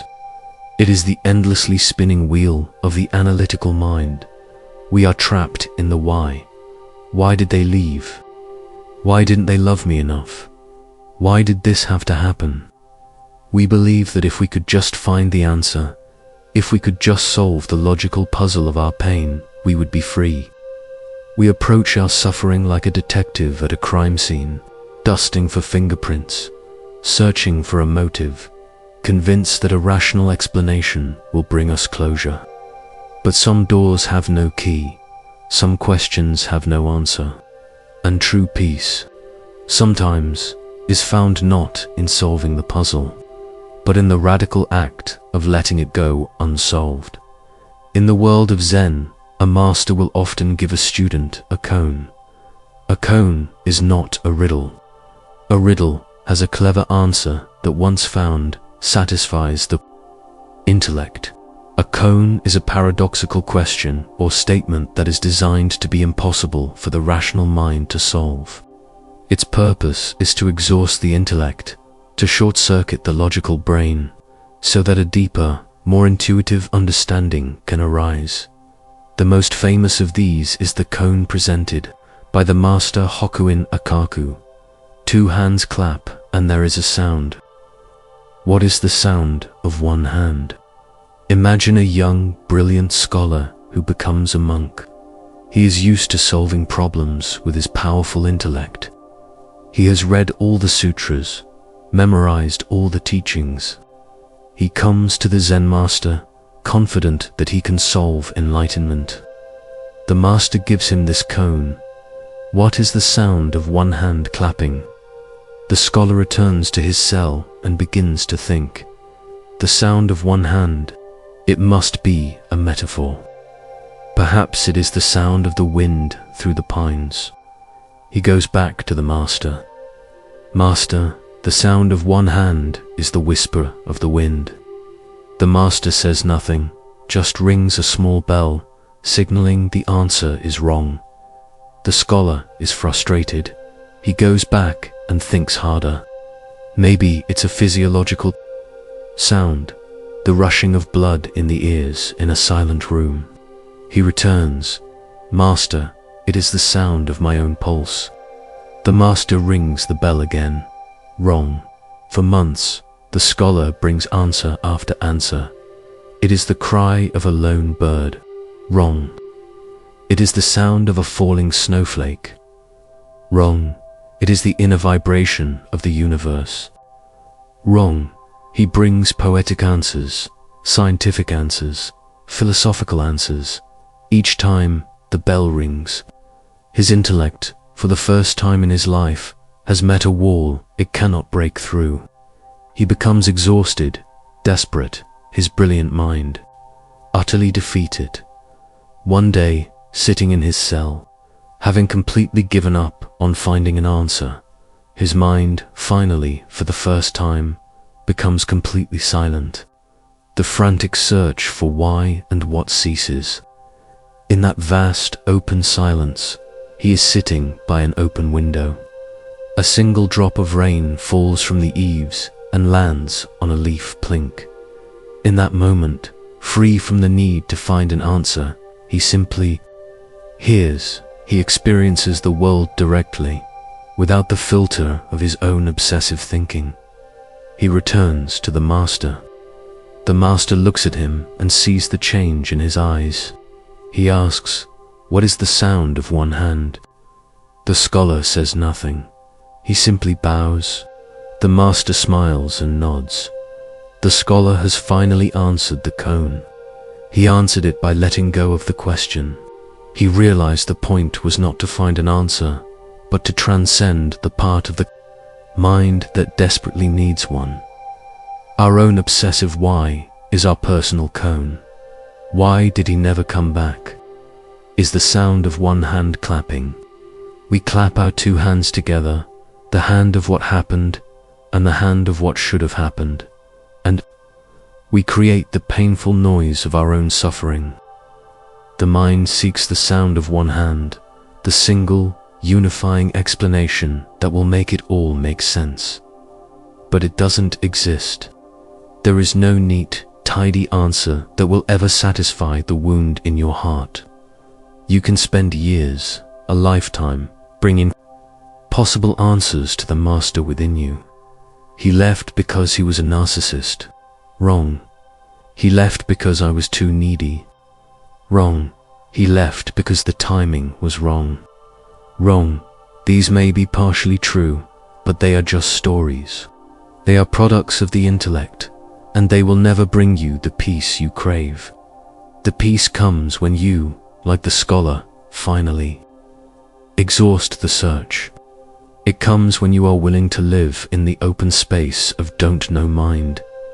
This is a radical act in a world that prizes certainty, but don't know mind is a place of profound freedom and potential. When you no longer need to have the answer, you are free to simply be present with life as it is. You are free to experience the plink of the raindrop on the leaf, without needing to know why it fell. The sound of one hand clapping is our metaphor for the unanswerable question that keeps you trapped. It is the intellectual puzzle box you keep turning over and over in your mind, believing the solution to your pain is inside. Let us try a short reflection on this. Let your mind settle. Now, allow your koan to arise. The one big why that haunts you. Let it echo in your mind. Why did this happen? Feel the familiar tension that comes with it, the frantic energy of the mind trying to solve it. This is the scholar in his cell, pacing back and forth. Acknowledge this mental activity. See it clearly. See how much of your life force it consumes. See how it keeps you locked in the past, endlessly re-examining the evidence. Now, for just a few moments, I invite you to perform a radical experiment. You are going to give up. You are going to withdraw all energy from the search for an answer. Imagine you are telling the scholar within you, you can rest now. The search is over. You are not saying you have the answer. You are embracing the fact that you don't have it, and you may never have it. And that's okay. In your mind, let the question why just hang in the air. But instead of trying to grasp it, just look at it. And then, gently, turn your attention away from the question itself and towards the vast, silent space around the question. This space is don't know mind. It might feel scary at first. It might feel empty, but stay with it. Breathe into this space of not knowing what is here. Here, in this space, there is no frantic calculation. There is no blame. There is no story. There is just ... this moment. The feeling of the air on your skin. The gentle rhythm of your own breath. The ambient sounds in the room. This is the peace that transcends understanding. It is the answer that is not an answer. It is the sound of one hand. It is silence. It is presence. You don't need to understand why the person left to feel the warmth of the blanket covering you right now. You don't need to solve the past to hear the quiet hum of the universe in this moment. The closure you seek will not come from an explanation. It will come from your willingness to live without one. It will come from finding peace in the middle of the unresolved mystery. As we prepare to transition, remain in this quiet space of don't know. Let the cone of your pain rest. It has no power here. You have found the silence that was there all along. And hold this gentle question, what? Peace is found when you release the need to understand everything. Having explored the release of needing an answer, we now move into an even deeper quiet. Our journey has been one of words, stories, and internal dialogues. But healing and closure do not always come through language. Sometimes words are inadequate. Sometimes they can even get in the way, perpetuating the stories we are trying to release. There is a profound communication that can happen in shared silence, a connection that is felt rather than spoken. This section is about finding that peace, not by talking more, but by settling into a state of pure mindful presence with ourselves. And with the memory of what was in the traditions of Zen, the tea ceremony, or Chanayu, is not just about drinking tea. It is a spiritual practice, a moving meditation. Every gesture is precise, mindful, and full of intention. The host and guest communicate not through chatter, but through the shared experience of the ritual. The way the water is poured, the way the cup is offered, the way it is received. These are all forms of deep communication. Let us imagine a story. Two brothers had become deeply estranged after the death of their parents. There were bitter arguments over the inheritance, but more than that, there were years of unspoken resentments and different ways of grieving that had built a wall of ice between them. For 5 years, they did not speak. Finally, the older brother, who had studied the way of tea, sent a simple, handwritten invitation to the younger brother. It said only, "Please join me for tea, Saturday at sunset." The younger brother, still full of anger but also a weary sadness, decided to go, expecting another confrontation, another painful argument. He arrived at the older brother's simple home and was shown into a small, sparse room. There was no table of food, no distractions, just 2 cushions on a tatami mat, and the beautiful, simple implements for making tea. The older brother did not say, "I'm sorry." He did not say, "We need to talk." He simply bowed and began the ceremony. He unsealed the caddy of green tea powder. He carefully wiped the bowl. He ladled hot water from the iron kettle. The only sounds in the room were the gentle clink of the bamboo whisk against the ceramic bowl, the whisper of the water being poured, the soft rustle of their robes. The younger brother sat, tense and waiting for the attack, but it never came. Instead, his senses began to awaken. He smelled the fresh, grassy aroma of the mocha. He watched the graceful, practiced movements of his brother's hands. He saw the way the late afternoon light fell across the floor. His mind, which had been preparing its legal arguments and its angry rebuttals, slowly began to run out of things to do. There was nothing to fight. There was only this shared, quiet, unfolding moment. The older brother prepared the bowl of tea, whisking it until a beautiful, jade-colored foam appeared on the surface. He then knelt, placed it before his younger brother, and bowed. The younger brother, almost in a trance, picked up the bowl. It was warm in his hands. He looked at his brother, and for the first time in years, he didn't see an adversary. He saw a man like him who had lost his parents, a man who was also navigating his own sorrow. He took a sip of the tea. It was slightly bitter, but with a deep, lingering sweetness. In that moment, with no words spoken, a profound communication occurred. The offering of the tea was an act of humility and service. It said, "I am here with you, now." The receiving of the tea was an act of acceptance. It said, "I am willing to be here with you, now." The shared silence was not an empty, awkward silence. It was a silence full of presence, respect, and a shared humanity that ran deeper than their disagreements. They finished the ceremony in silence. As the younger brother prepared to leave, he simply met his brother's eyes and bowed. The wall of ice had not been shattered with a hammer of words. It had been gently melted by the warmth of shared, mindful presence. The healing had begun.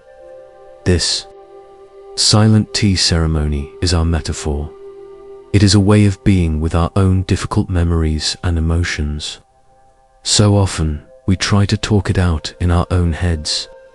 We have endless, circular arguments with the person who is gone.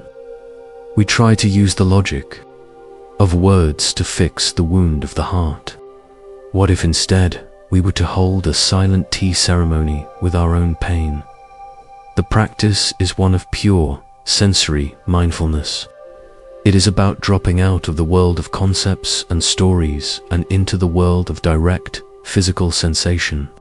This is the heart of what the Buddha taught, to be present with what is, as it is. Let us attempt a short version of this ceremony now, a ceremony with ourselves. Settle into your body. You are both the host and the honored guest in this ceremony of one.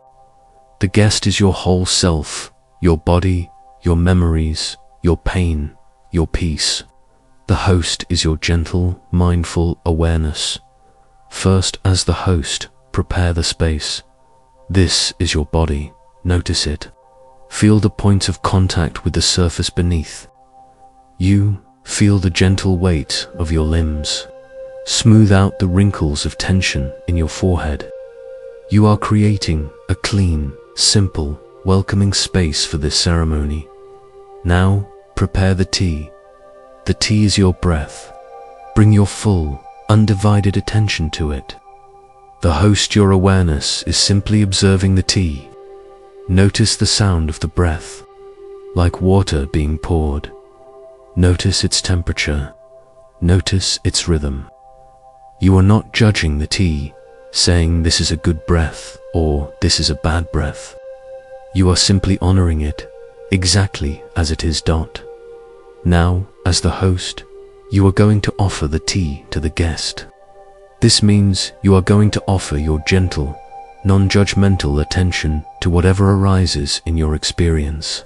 A feeling of sadness might arise. This is the guest. Instead of pushing it away or analyzing it, you simply hold it the way you would hold a warm bowl of tea. You feel its warmth, its energy, you notice its color, its quality, and you allow it to be there without needing it to be different. You are in silent communion with your own sadness. You are not the sadness. You are the one holding it with gentle, respectful care. A memory might arise. A face, a place, a word. This is another guest. Again, you do not engage it in conversation. You do not argue with it. You simply hold it in your awareness. You offer it the tea of your silent presence. You allow it to be there, to be seen, to be honored. In this silent space, memories lose their power to wound and simply become part of the shared atmosphere of the room. Continue this for a few moments. Whatever arises, a thought, a sound, a physical sensation, treated as an honored guest at your silent tea ceremony. Hold it gently in your awareness and then return your focus to the simple, grounding act of making the tea the rhythm of your own breath. This practice can bring a profound sense of peace and integration. You are not fighting with your inner world anymore. You are sitting in quiet communion with it. You are learning that you can be with even the most difficult feelings and memories without being consumed by them. You are learning that your presence itself is a powerful healing balm. As we conclude our ceremony and prepare to move on, feel the lingering warmth of the tea bowl in your hands. It is the warmth of your own compassionate presence. The room is quiet. The guests have been honored. There is a sense of wholeness, of peace, and nothing needed to be said. Carry this inner silence with you. It is a profound strength. And ask yourself this: what can be communicated and healed in the spaces between your thoughts, in the quiet of this moment? We have sat in the deep quiet of the tea ceremony, learning to be present with what is. From this place of stillness, we can now observe one of nature's greatest teachers on the art of letting go, the falling leaf. We so often think of letting go as a struggle, an act of will, a fight against our own clinging. We try to rip the leaf from the branch, but nature shows us a different way. The release is not a fight. It is a graceful, timely surrender. It is a dance with the inevitable. This section is a poetic meditation on this process, an invitation to align ourselves with the wisdom of the seasons. Let your mind become a quiet autumn forest. The air is crisp and cool. The light is golden and low. The frantic energy of summer's growth has passed. There is a feeling of peaceful completion, of a cycle coming to its natural end. High on a maple tree, there is a single leaf. This leaf is our story. All spring, it was a tiny, hopeful bud, full of latent potential. Then, it unfolded into a vibrant, tender green. It was full of life, full of chlorophyll, its entire being dedicated to the work of photosynthesis, of turning sunlight into life for the great tree. It danced in the summer wind, felt the warmth of the sun on its surface, tasted the cool rain. It was connected, a vital part of the whole. This was the peak of its life, the height of the relationship. It felt permanent, as if summer would last forever, but nothing lasts forever. As the days grew shorter and the nights grew colder, a change began. A message, deep from the wisdom of the tree, was sent to the leaf. The time for holding on was coming to an end. At the base of the leaf's stem, a special layer of cells began to form. It is called the abscission layer. This is the tree's own gentle, biological preparation for release. It slowly, gradually, begins to sever the connection between the leaf and the branch. It is a conscious, natural uncoupling. As this happens, the flow of water and nutrients to the leaf slows. The vibrant green of the chlorophyll begins to fade. And as it fades, the leaf's hidden colors are revealed for the first time. The brilliant yellows, the fiery oranges, the deep, passionate reds that were there all along, masked by the green of its work, now blaze forth. This is the leaf's final, glorious act of self-expression. It is not a sign of death. It is a sign of transformation. It is showing its truest, most beautiful self right at the moment of its impending release. The leaf does not fight this process. It does not curse the tree for cutting it off. It does not cling desperately to the branch, screaming, "No, not yet." It trusts the wisdom of the cycle. It understands, in its own silent, leafy way, that its time is over. Its purpose has been fulfilled. And now it is time to let go. It hangs there in its brilliant, transient beauty, held only by a few fragile fibers. It waits. It is not an anxious waiting. It is a patient, peaceful waiting. It waits for the right moment, for the perfect breeze, and then it comes. A gentle gust of wind, a sigh from the heavens, and the leaf does not resist. It doesn't clench. It releases. It lets go of the branch, its only home, its only source of life, and it falls. But the fall is not a clumsy, chaotic crash. It is a dance. It spirals, it twirls, it glides on the currents of the air. For this brief, final journey, it is utterly free. It has surrendered to the great, invisible forces of the universe, to gravity, to the wind. And in this surrender, it finds its final grace. It lands softly on the forest floor, joining a carpet of its brethren. It is quiet now. It will lie there through the long winter, and slowly it will decay, decompose, and become one with the earth. Its substance will become the rich soil that will nourish the roots of the very tree from which it fell, feeding the new buds that will emerge next spring. It is not an end. It is a transformation. It is a return to the whole. This is the teaching of impermanence, or anicca. It is one of the three fundamental marks of existence in Buddhism. Everything is in a constant state of flux. Nothing is permanent. Our relationships, our feelings, our bodies, our very lives, they are all like the leaf. They have a season. To fight this truth is to create immense suffering for ourselves. To accept it, to learn to dance with it, is to find profound peace.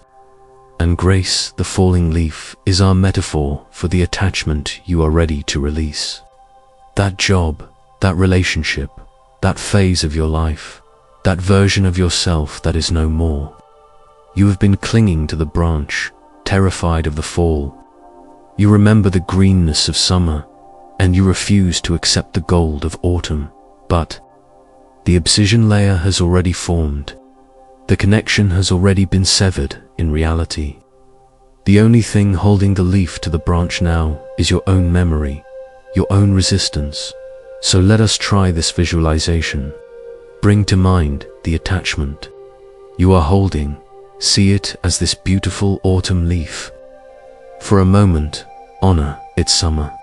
See its vibrant green, its life, its purpose. Be grateful for the nourishment and joy it brought you. Now, see it as it is today, an autumn leaf. See its beautiful, blazing colors, the colors of wisdom, of memory, of the lessons learned. It is beautiful in its own right in this current season. Acknowledge that the time for release has come. The tree of life is wisely conserving its energy for the new growth that lies ahead. Holding on to this one leaf is taking energy that you need for your own future spring. Now, feel a gentle breeze begin to blow. This is the breeze of your own willingness to let go. It is not a violent storm. It is a soft, compassionate sigh of acceptance. It is time. And as the breeze touches the leaf, I want you to visualize those last few fibers releasing. There is no snap. There is no struggle. Just a gentle, quiet letting go. Watch the leaf begin to fall. Watch it dance. Watch it twirl in the golden light. It is not falling into a void. It is surrendering to the loving pull of the earth. It is on its way home. Let it land softly on the ground. See it resting there in peace. It has fulfilled its journey. It is complete. And the branch it left is not sad or empty. It is waiting patiently for the winter rest that will precede a new spring. New buds, new leaves. Breathe into this sense of peace, of natural cycles, of graceful completion. Letting go is not a violent act. It is a gentle surrender to the truth of what is. It is allowing ourselves to be part of the beautiful, endless dance of life, death, and renewal. As the image of the forest fades, carry the feeling of that graceful, dancing leaf within you. It is the feeling of freedom. It is the feeling of peace. And ask yourself this tender question. What would it feel like to release your grip with the grace of a falling leaf? We have practiced the art of graceful release, like a leaf letting go of a branch. But often, what we are clinging to is not even the branch itself. We are clinging to a memory, an idea, an idealized image of what was. We are in love, not with the person, but with our story about the person. We are grieving not for the reality of the relationship, but for the beautiful reflection we saw in the water. This section is about learning to distinguish the moon from its reflection, the reality, from our romanticized memory of it. There is a classic Zen story that captures this human tendency perfectly. A group of monkeys were playing in the trees on a clear, beautiful night. The full moon was bright in the sky, a perfect silver disk. Below them was a deep, still well. One of the younger monkeys, looking down, saw the moon's brilliant reflection in the water of the well. He was mesmerized. He had never seen anything so beautiful, so close, so seemingly attainable. Look, he chatted excitedly to the others. The moon has fallen from the sky and is in the well. We must rescue it. The other monkeys, not known for their deep thinking, became equally excited and alarmed. They saw the beautiful, shimmering moon in the water and believed it was the real thing. The oldest monkey, who fancied himself the leader, devised a plan. "We must form a chain," he declared. "I will hold on to this strong branch, and you will hold on to my tail, and the next will hold on to your tail, all the way down to the water, and the last one can scoop up the moon." It seemed like a brilliant idea, so the monkeys began to form a living chain. The first monkey gripped the branch, another grabbed his tail, and another, until a long, dangling chain of monkeys stretched down towards the surface of the well. The last monkey at the very bottom reached out his eager hands to grasp the beautiful, shining moon. But the moment his fingers touched the water, the reflection shattered into 1,000 shimmering, distorted pieces. In his confusion and panic to grab the broken pieces, he thrashed about. The chain of monkeys swayed violently, and then, With a loud crack, the branch they were all holding onto broke under their combined weight. The entire chain of monkeys tumbled head over heels into the deep well, splashing and sputtering in the dark water. They didn't get the moon. They just got wet, cold, and frightened. The real moon, of course, was still hanging serenely in the sky, completely unaffected by their foolish and dramatic efforts. They had risked everything to grasp an illusion. This story is a simple but profound allegory for our own attachments. The moon in the water is our central metaphor. It is the idealized memory of the person who is gone. It is the romanticized version of the relationship. It is the fantasy of what could have been. It is beautiful, it shimmers, and it seems so real, so close. And we, like the monkeys, form elaborate chains of thought and emotion to try and grasp it. The real person, the real relationship, is the moon in the sky. It was distant, complex, and perhaps not as perfectly round and luminous as we remember. It had its own craters, its own shadows, its own orbit that was separate from ours.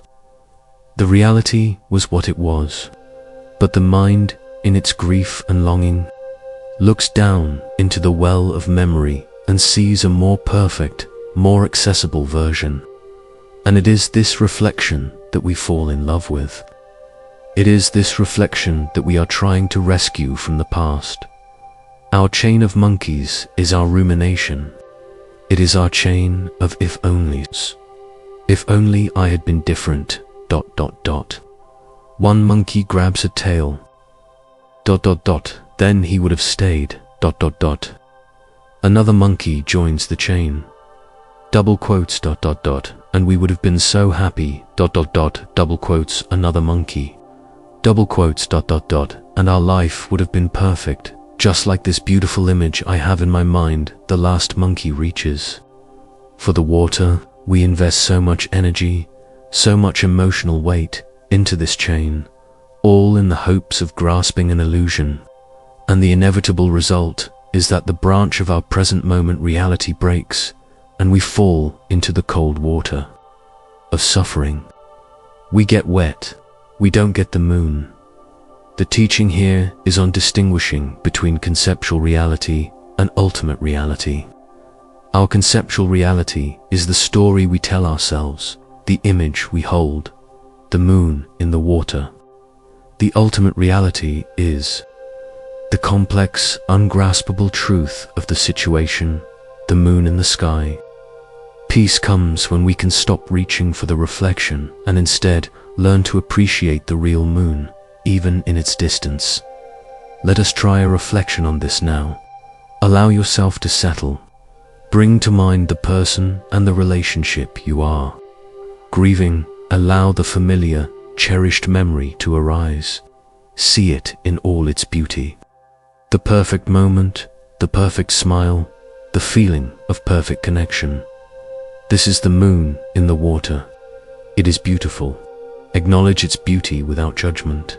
Now, I want you to perform a gentle shift in perspective. Like one of the monkeys who suddenly looks up, I want you to lift your gaze from the well of your memory and look up at the vast, dark sky of reality. See the real moon. Acknowledge that the real person was not the perfect reflection.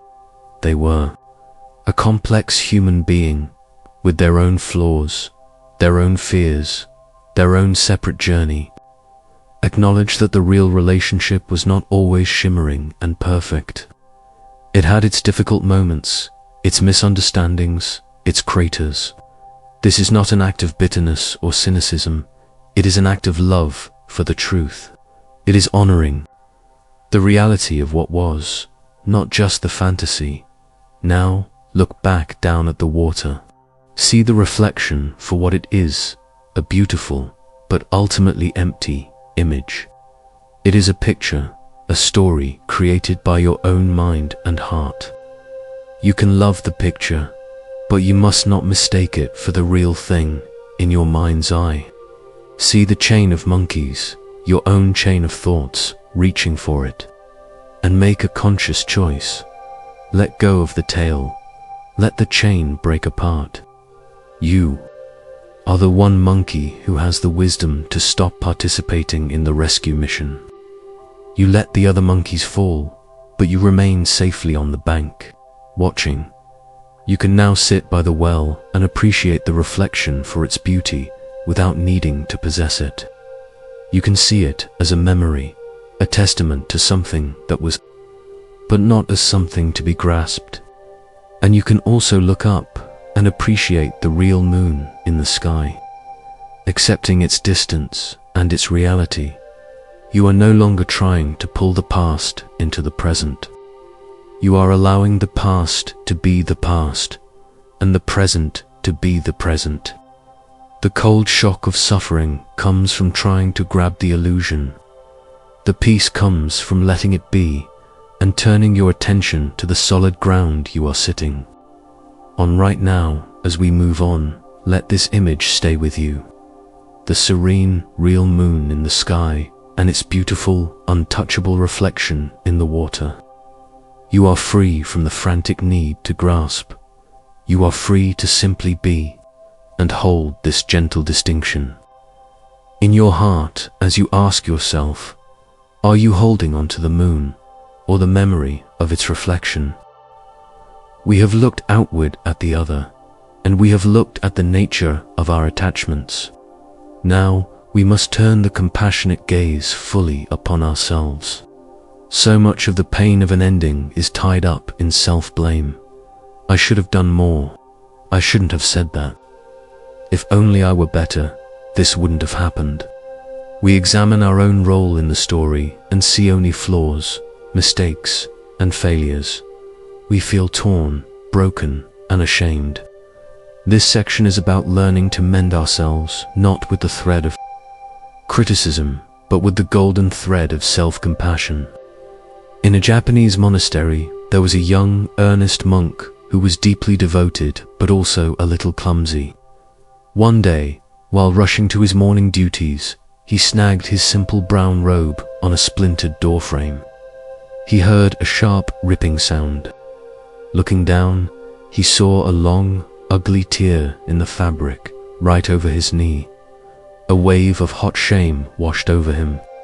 His robe was one of his only possessions, a symbol of his commitment.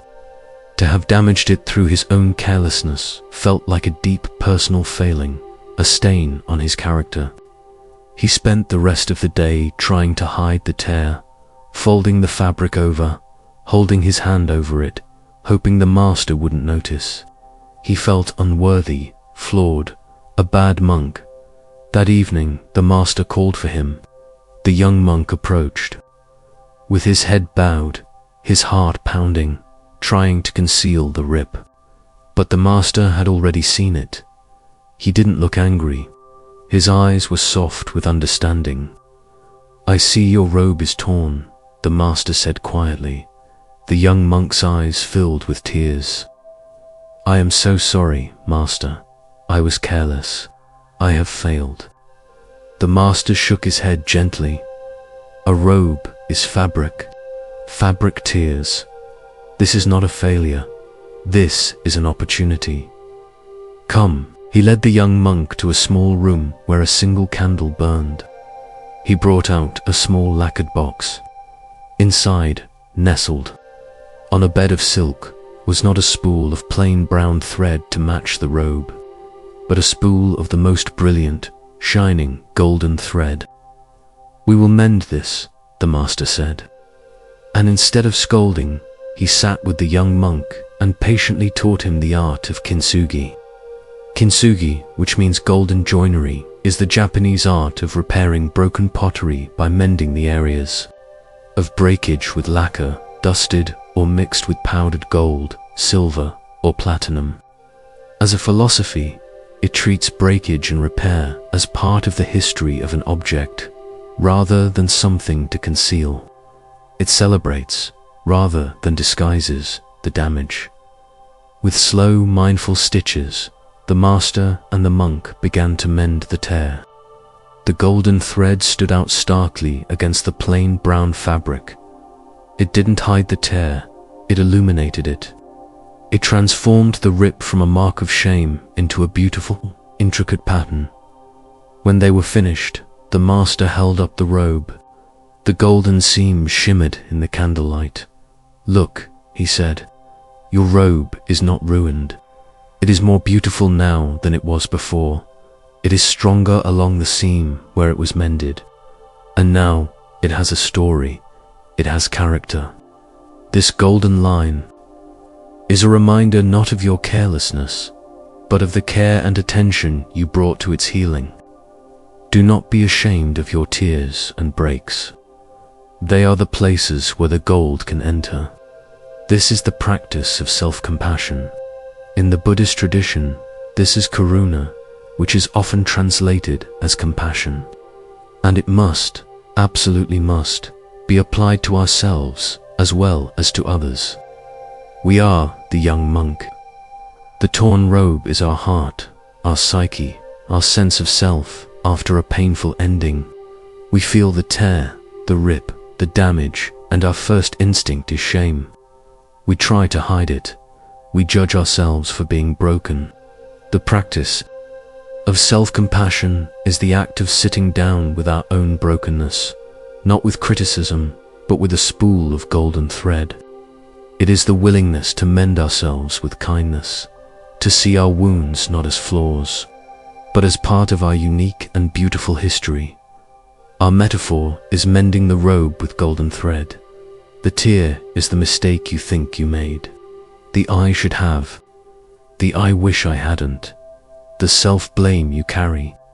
The practice of self-compassion doesn't argue with the mistake. It doesn't say, "No, you were perfect."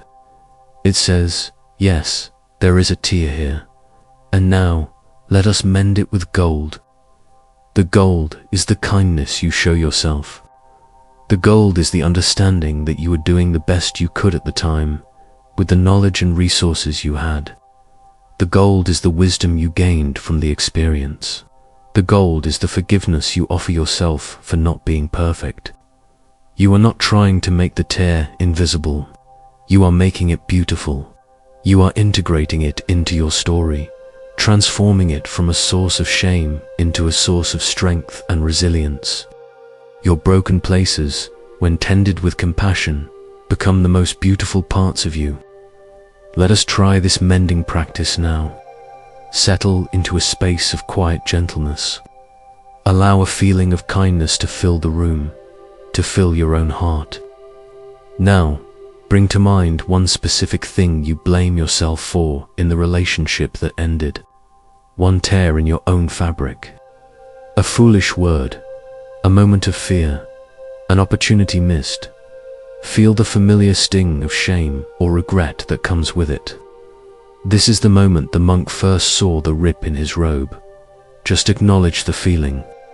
Here is shame. Here is regret. Now you are the Zen master, coming to sit with your own younger self. You are not here to scold. You are here to mend. In your hands, you hold a needle and a spool of shimmering, golden thread. This thread is made of pure, unconditional compassion. Bring the golden thread to the tear. With your mind's eye, make the first stitch. As you pull the thread through, offer yourself a thought of kindness. You were learning, stitch. You were in pain, stitch. You were doing the best you knew how to do. Stitch. See the golden seam beginning to form. It is not hiding the tear. It is tracing it with light. It is acknowledging the reality of the wound, and at the same time, it is healing it. With every stitch, you are not erasing the past. You are integrating it. You are transforming it. Continue this for a few moments. Trace the entire length of your self-blame with this golden thread of compassion. See how the shame is transformed into a beautiful pattern. This flaw is now a mark of your history, a testament to your ability to heal. It adds character and depth to you. It proves that you have lived and loved and learned. The robe of your being is now stronger and more precious than it was before. You are not broken. You are a masterpiece of kintsugi, made more beautiful by the loving repair of your own wounds. As we prepare to move on, hold this image of your beautifully mended robe. Feel the warmth and strength of that golden seam.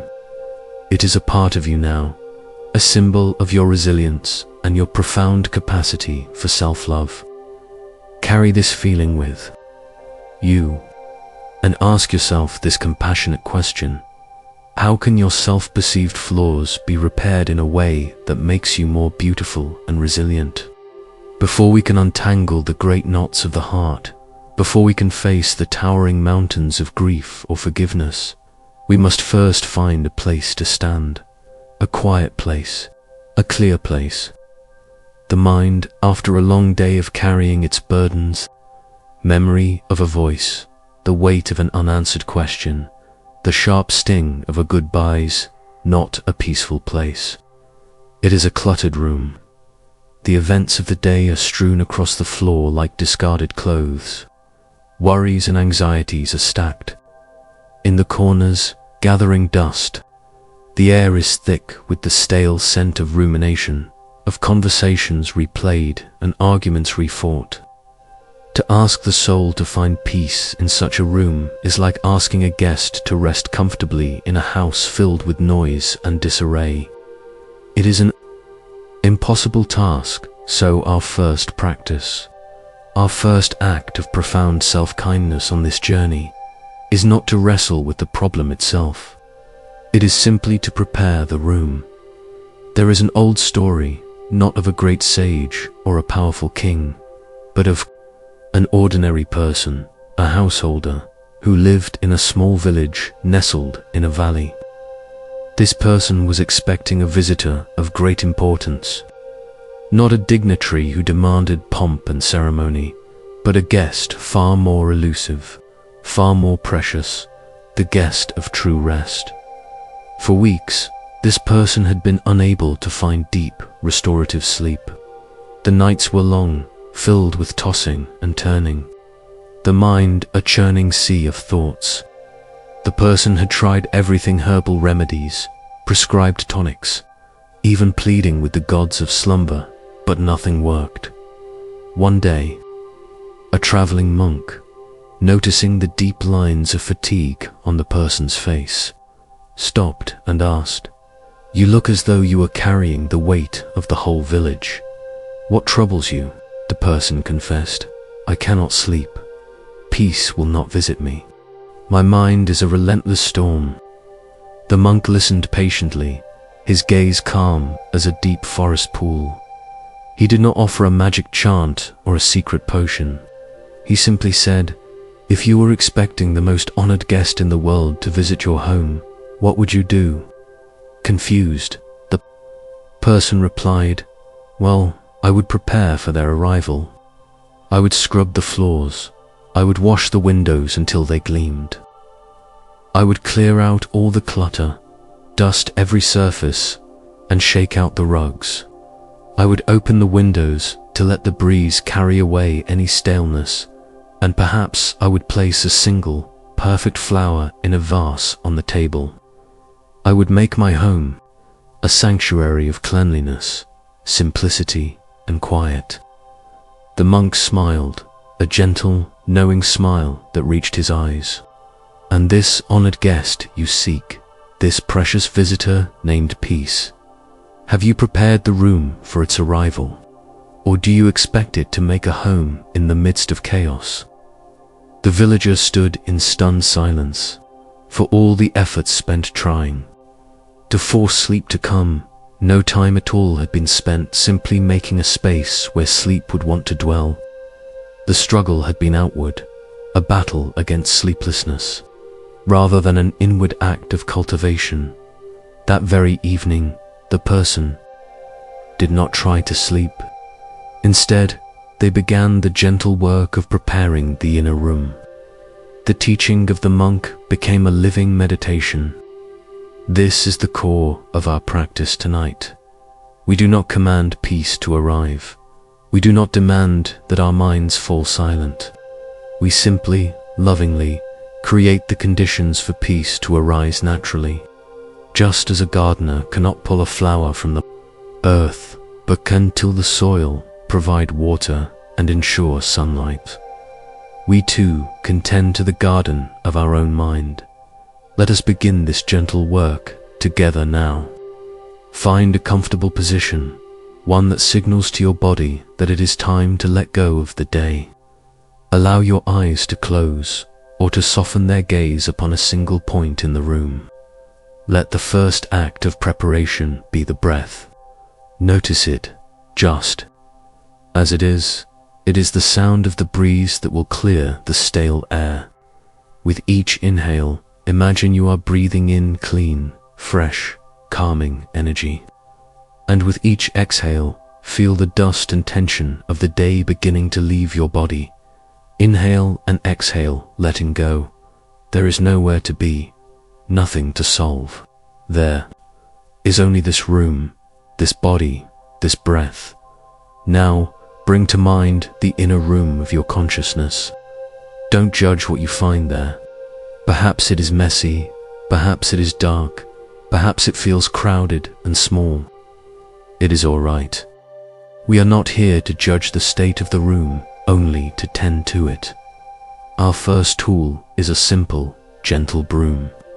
This is the broom of awareness. Let us begin to sweep. In one corner of the room, you might find the day's obligations, emails you sent, the tasks you completed, the errands you ran. They are lying there in a pile. See them for what they are. Finished. They are done. With a gentle sweep of your mind, a simple motion of intention, gather them up, acknowledge them, thank them for their role in the day. And then, with your next exhale, sweep them out the door. Watch them dissolve into the past where they belong. The corner is now a little clearer. In another corner, perhaps there is a pile of conversations. The words you said, the words said to you. Some may be pleasant, some may be difficult.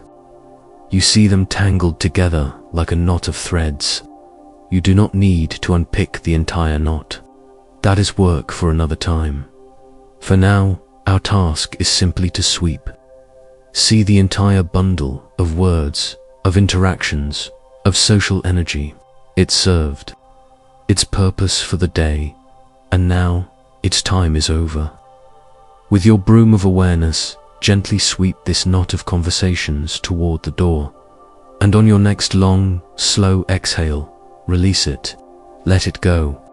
Feel the space where it was, now quiet and still. Now, let's look at the furniture of the room. This is where the heavier things tend to settle. Here is the heavy desk of your responsibilities, your identity, your roles in life. It is covered in a thick layer of dust, the dust of I should, I must, I have to. Our tool here is not the broom, but a soft cloth of compassion. With your mind, gently wipe down the surface of this desk. As you wipe away the dust of expectation, you are not removing the responsibility, but you are seeing it more clearly. You are polishing it. See your role as a parent, a child, a partner, an employee, a friend. Wipe away the dust of anxiety and pressure that has collected upon it. See it simply for what it is. Acknowledge its presence in the room, and then cover it with a beautiful, soft cloth for the night. You are giving it rest. It will be there for you in the morning, clean and clear. For now, it sleeps. Look around the room again. Often there are ghosts here. Not frightening ghosts, but ghosts of memory. The specific ghost we have come here to meet, the one who never came back, might be standing by the window, looking out. Or perhaps they are sitting in your favorite chair. We do not try to sweep a ghost away. That only makes it more solid. Instead, we open the window. Visualize yourself walking to the window of your inner room. Feel the cool latch under your fingertips. Open it wide. Let the fresh night air, the air of this present moment, flow in. The air smells of cool earth, of distant rain, of quiet possibility. As the air circulates, it does not force the ghost out. Instead, it makes the ghost transparent. The fresh air of the present moment flows right through the memory. You can see the stars outside through the shape of the one you miss. This is a profound shift. The memory is no longer a solid blockage preventing you from seeing what is real. It is becoming part of the atmosphere present, but not an obstacle. It is an act of integration, not banishment. You are learning to breathe the air of the now, even as the memory lingers. The room feels lighter, fresher. Finally, every room prepared for an honored guest needs a single point of beauty and focus, a single, perfect offering. This is our anchor for the night. This is the small table in the center of our room. Everything else has been swept, dusted, or covered. The air is fresh. The room is quiet and expectant. Now, we place one thing on that table. It could be a single white candle. Imagine its flame, steady and calm. This flame is your core awareness, the part of you that is always still, always watching, no matter the storm. Your only task is to keep your gentle attention on this flame dot. Or perhaps you place a single flower in a simple vase of water. See its petals, its color, its form. This flower is a symbol of this present moment in all its simple, transient beauty. It is not striving, it is not worrying, it is simply being. Your only task is to rest your gaze upon this flower. This is the central teaching. We have created the conditions for peace. The room of the mind, once cluttered and stale, is now clean, open, and welcoming. We have not solved the great mystery of our loss. We have not forced forgiveness or found all the answers. We have done something far more fundamental. We have made a space where healing can happen. We have made the conscious choice to stop filling our minds with the noise of the past and to instead create a sanctuary for the present.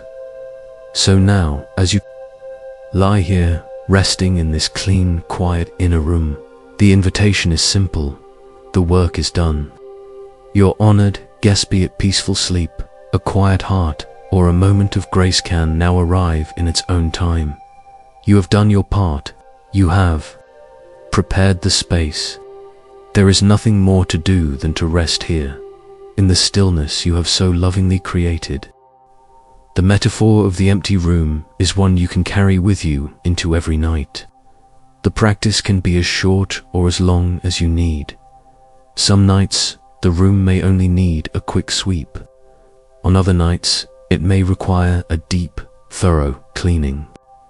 The beauty of this practice is its scalability, its profound simplicity. It is a declaration that you are worthy of a peaceful inner world.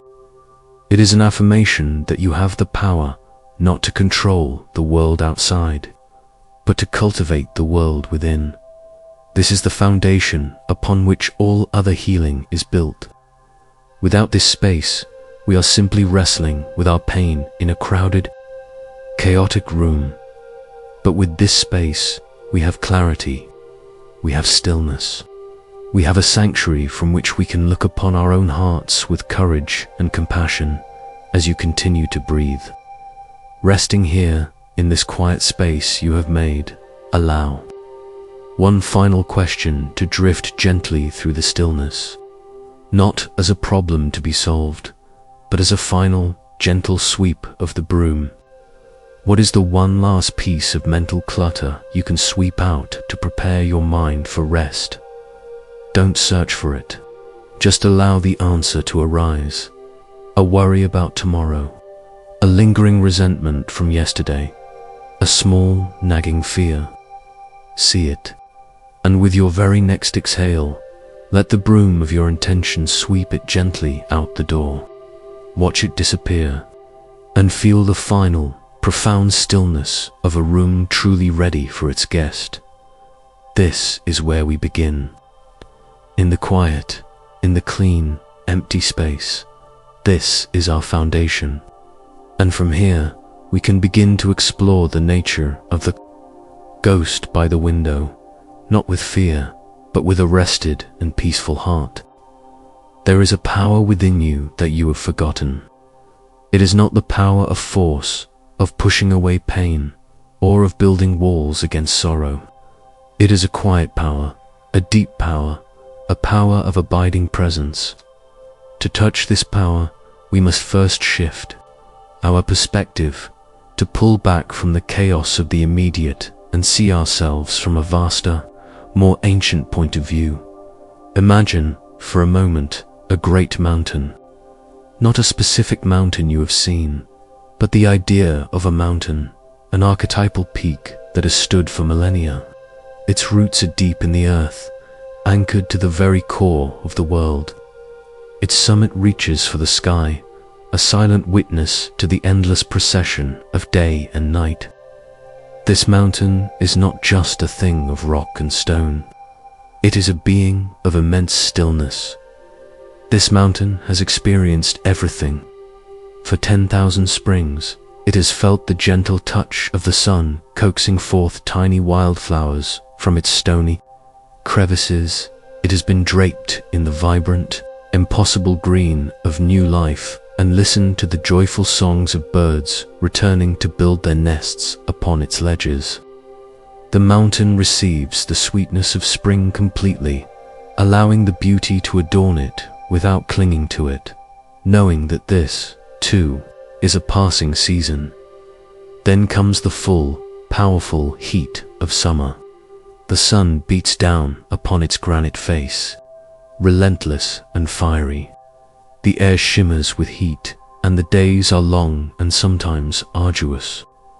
Violent thunderstorms gather around its peak, unleashing torrents of rain that carve new pathways down its slopes, and flashes of lightning that split the sky, their thunderous roars echoing through its valleys. The mountain does not shrink from the storm's fury. It does not complain about the heat.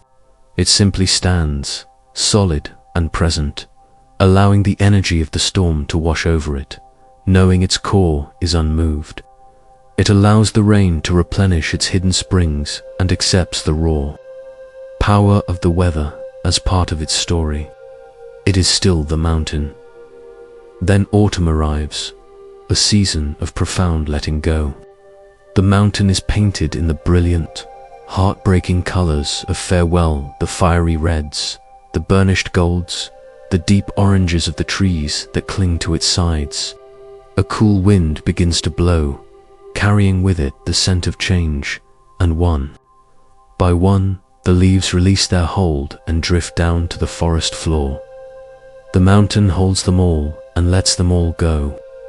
It watches the world around it surrender its vibrancy, and it feels the slow, quiet retreat of life.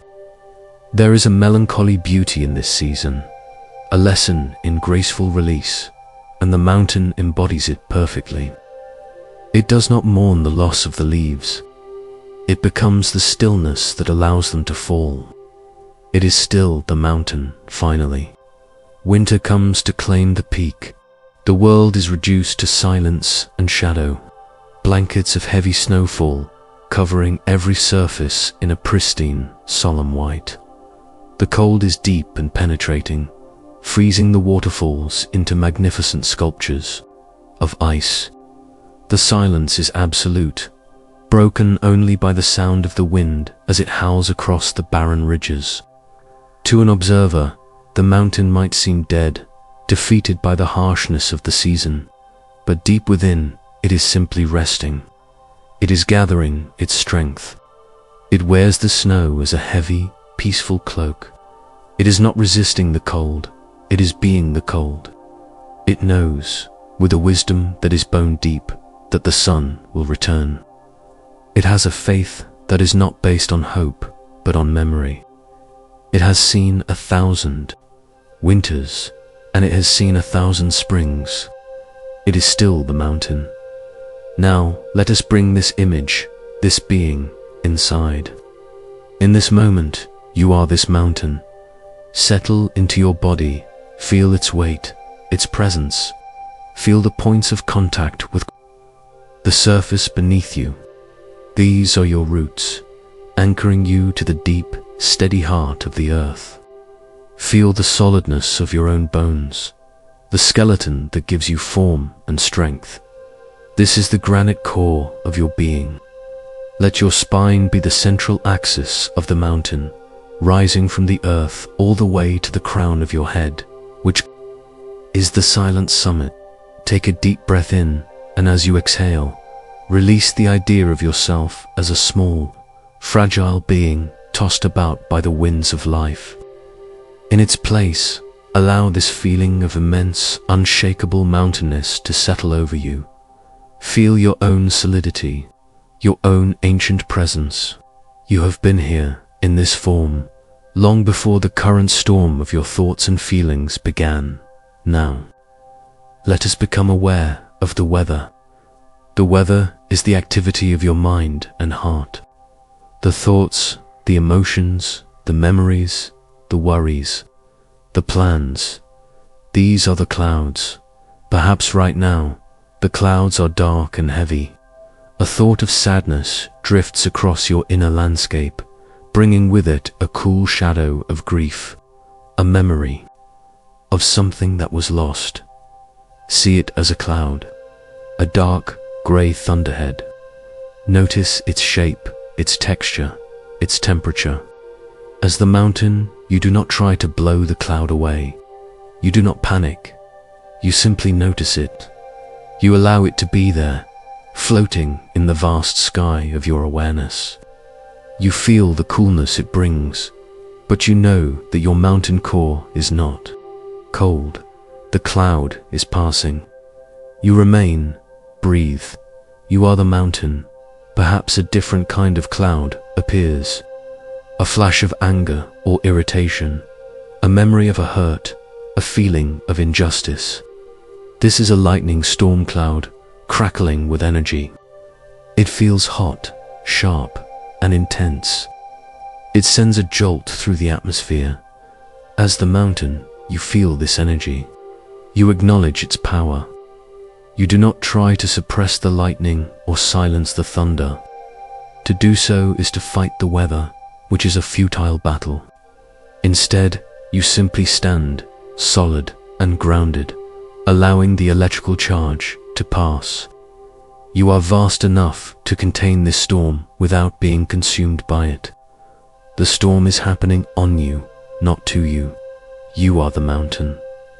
Wispy clouds of anxiety might drift by, worries about tomorrow, little what-ifs that skitter across the sky. They are light, but they are numerous, and they can obscure the sun. See them for what they are, thin, fleeting vapors.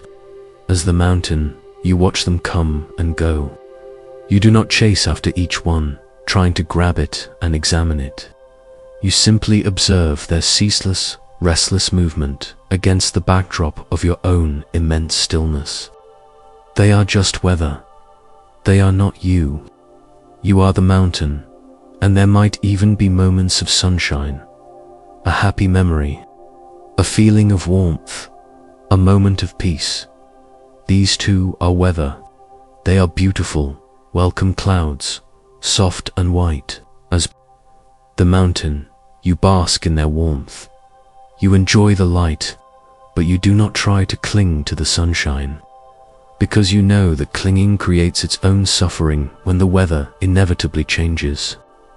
You receive the gift of the sun's warmth, and you let it go when it passes. You are the stillness that experiences both the storm and the sun without becoming either. This is the great teaching of the mountain. Your core being, your fundamental. Awareness is not the weather. You are not your thoughts, your emotions, your stories, or your pain. These are transient events that pass through you. You are the silent, loving awareness in which they occur. You are the space, the stillness, the mountain itself, all the pain you feel from the one who never came back, the grief, the anger, the longing, the confusion. This is a powerful, long-lasting weather system. It is a season of winter that feels as if it may never end. But the mountain knows otherwise. It holds the winter without resistance, knowing that its nature is not defined by the snow on its peak, but by the unshakable rock beneath. Your true nature is not defined by your grief, but by the vast, compassionate stillness that is holding that grief. Let us sit for a moment in this stillness. Feel yourself as the mountain. Let the clouds of your mind do whatever they do. Let them drift, let them storm, let them pass. Do not engage with them, do not fight them, do not analyze them. Simply let them be the weather, and rest your attention, your entire sense of self, in the deep, quiet, solid feeling of being the mountain. Feel the profound peace in this. The struggle ends when you stop identifying with the clouds and remember that you are the sky. The pain lessens its grip when you stop believing you are the storm and remember you are the mountain that can hold any storm. This stability is always available to you. In any moment of any day, when you feel swept away by the turmoil of your heart or mind, you can pause. You can take a single breath, and you can remember, I am the mountain. You can feel your feet on the ground, your spine tall, your presence solid. You can let the chaos be the weather and find that quiet, untouched place within. As we rest here, in the solid silence of our own mountain nature, let this question settle upon you, not as a challenge, but as a gentle exploration. Can you feel the unshakable stillness of the mountain that you are, beneath the ever-changing weather of your mind? Just for a moment, let go of the story, let go of the clouds, and simply be. Be the silent, strong, and peaceful mountain. All is well, you are whole, and this stillness is your true home. It is from this place of profound stability that we can then look at everything else with clarity and with a deep and abiding kindness for ourselves. As we rest in the deep stillness of the mountain, a new quality can now emerge, soft and warm as the first rays of dawn. It is the quality of gratitude, not a grand, effortful gratitude for big things, but a simple, gentle appreciation for the immediate, tangible reality of this moment. Having journeyed through the past, cleared the clutter, and found our stable center, we can now receive the ultimate gift, the simple peace of a quiet mind and the simple reality of our present safety and comfort. There is a story of a great king who had everything a man could desire. He had palaces of unimaginable splendor, chests overflowing with gold and jewels, armies that were loyal and victorious, and the adoration of his people. Yet, with all his power and wealth, he possessed one thing that made it all worthless. He could not sleep. Every night he would lie in his magnificent bed on pillows of the finest silk, and his mind would race. He would worry about his kingdom, about potential enemies, about the loyalty of his courtiers. He would regret past decisions and feel anxiety about the future. The richer and more powerful he became, the more he had to worry about, and the further sleep fled from him. He summoned the greatest physicians in the land. They gave him rare herbs, sleeping potions, and massages with exotic oils. Nothing worked. He summoned the wisest sages. They read him calming scriptures and chanted soothing mantras. Still, he lay awake, his mind a turbulent sea. In desperation, he issued a royal decree. I will give half of my kingdom to any person who can give me one night of peaceful, unbroken sleep. People came from all corners of the land. Magicians tried to hypnotize him. Musicians played the most soporific melodies. Storytellers told the most boring tales. Nothing touched the king's restless mind. One day, a wandering monk, old and unassuming, with nothing but a simple robe and a wooden bowl, arrived at the palace. The guards, seeing his poverty, tried to turn him away, but the monk insisted. "I have heard the king's proclamation," he said. "I can give him the gift he seeks, and I do not want half his kingdom. I will do it for free." Intrigued, the king had the monk brought to his chambers. The king was exhausted, his eyes ringed with purple shadows. "You claim you can give me what no one else can?" he asked skeptically. "What magic potion, what secret technique do you possess?" The monk smiled. "No magic, Your Majesty. No potion. The gift you seek is already here. You have just been looking for it in the wrong place. Please, just sit here with me for a moment." The king, having nothing to lose, sat on the edge of his bed. The monk sat on the floor opposite him.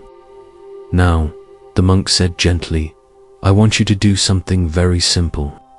Look around this room, and with your own mind, silently name 5 things that you can be grateful for right here, right now. Not your kingdom, not your gold, just simple things right here." The king was annoyed. "This is foolishness," he snapped. "Please, Your Majesty," the monk insisted. "Humor an old man." The king sighed, and his eyes scanned the room. "Very well," he grumbled. He thought for a moment. "I am grateful for this soft pillow beneath my head. It is comfortable." "Good," the monk whispered. "What else I am grateful for?" "The single candle burning over there. Its light is gentle on my tired eyes." "Yes, what else?" "I am grateful for the cool night air coming through the window. It soothes my brow." And another. "I am grateful for ... this blanket, it is warm." "One more, Your Majesty." The king paused for a long time. He looked down at his own body. "I am grateful for my own breath," he said, surprised by the thought. "The fact that it is still flowing in and out without any effort from me." As the king named these simple, present moment realities, a profound shift occurred. His mind, for the first time in years, was not in the past, regretting, or in the future, worrying.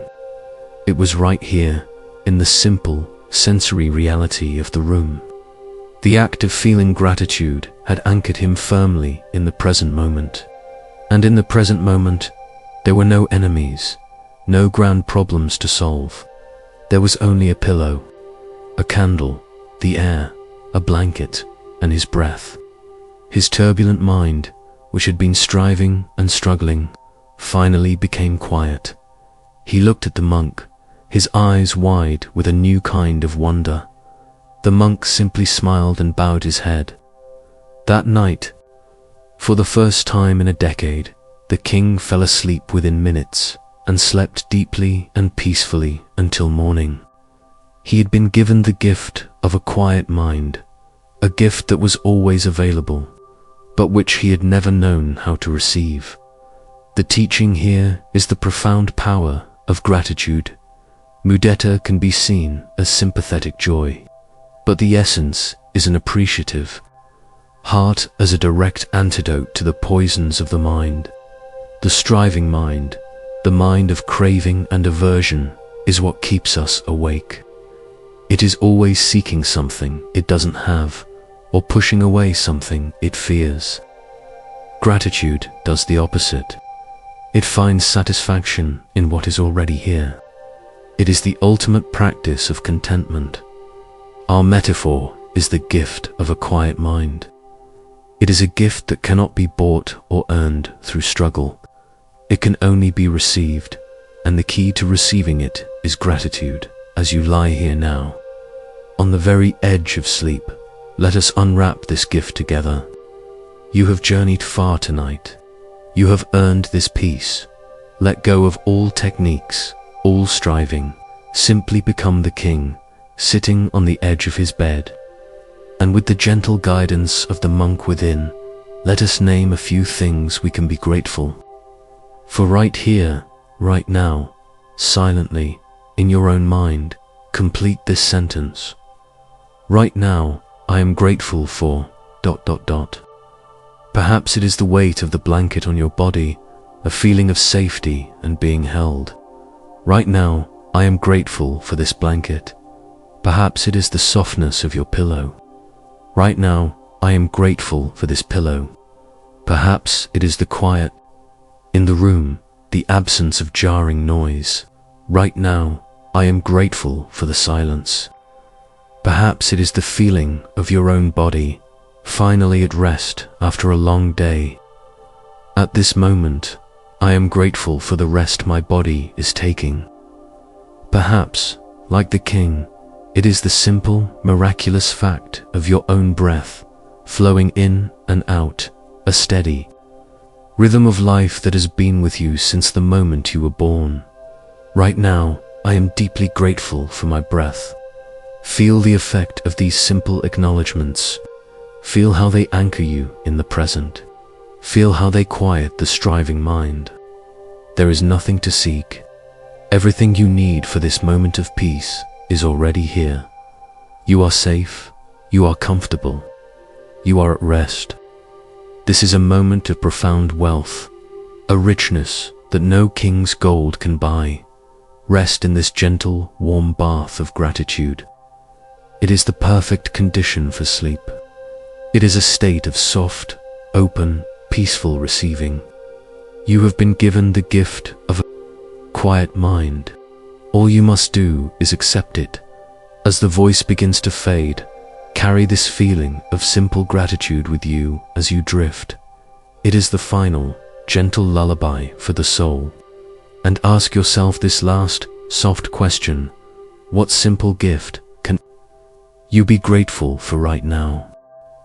Imagine yourself walking now, away from the inner room you have so carefully prepared. You walk down a soft, sandy path, and you begin to hear a new sound. It is a sound that is both immense and intimate, a rhythmic, steady pulse that seems to resonate not in your ears, but in the very bones of your body. It is the sound of the ocean. The air changes, growing soft and carrying the clean, mineral scent of salt and water. You emerge from the path onto a vast and luminous beach under a sky full of stars. This is the shoreline of your own consciousness in front of you. The sand stretches out, pale and silver in the starlight, a testament to countless ages, each grain a moment, each grain a memory. And beyond the sand, the great, dark, living ocean breathes. Its waves are long and slow, spilling onto the shore with a gentle sigh of white foam before drawing back again in a silent, powerful pull.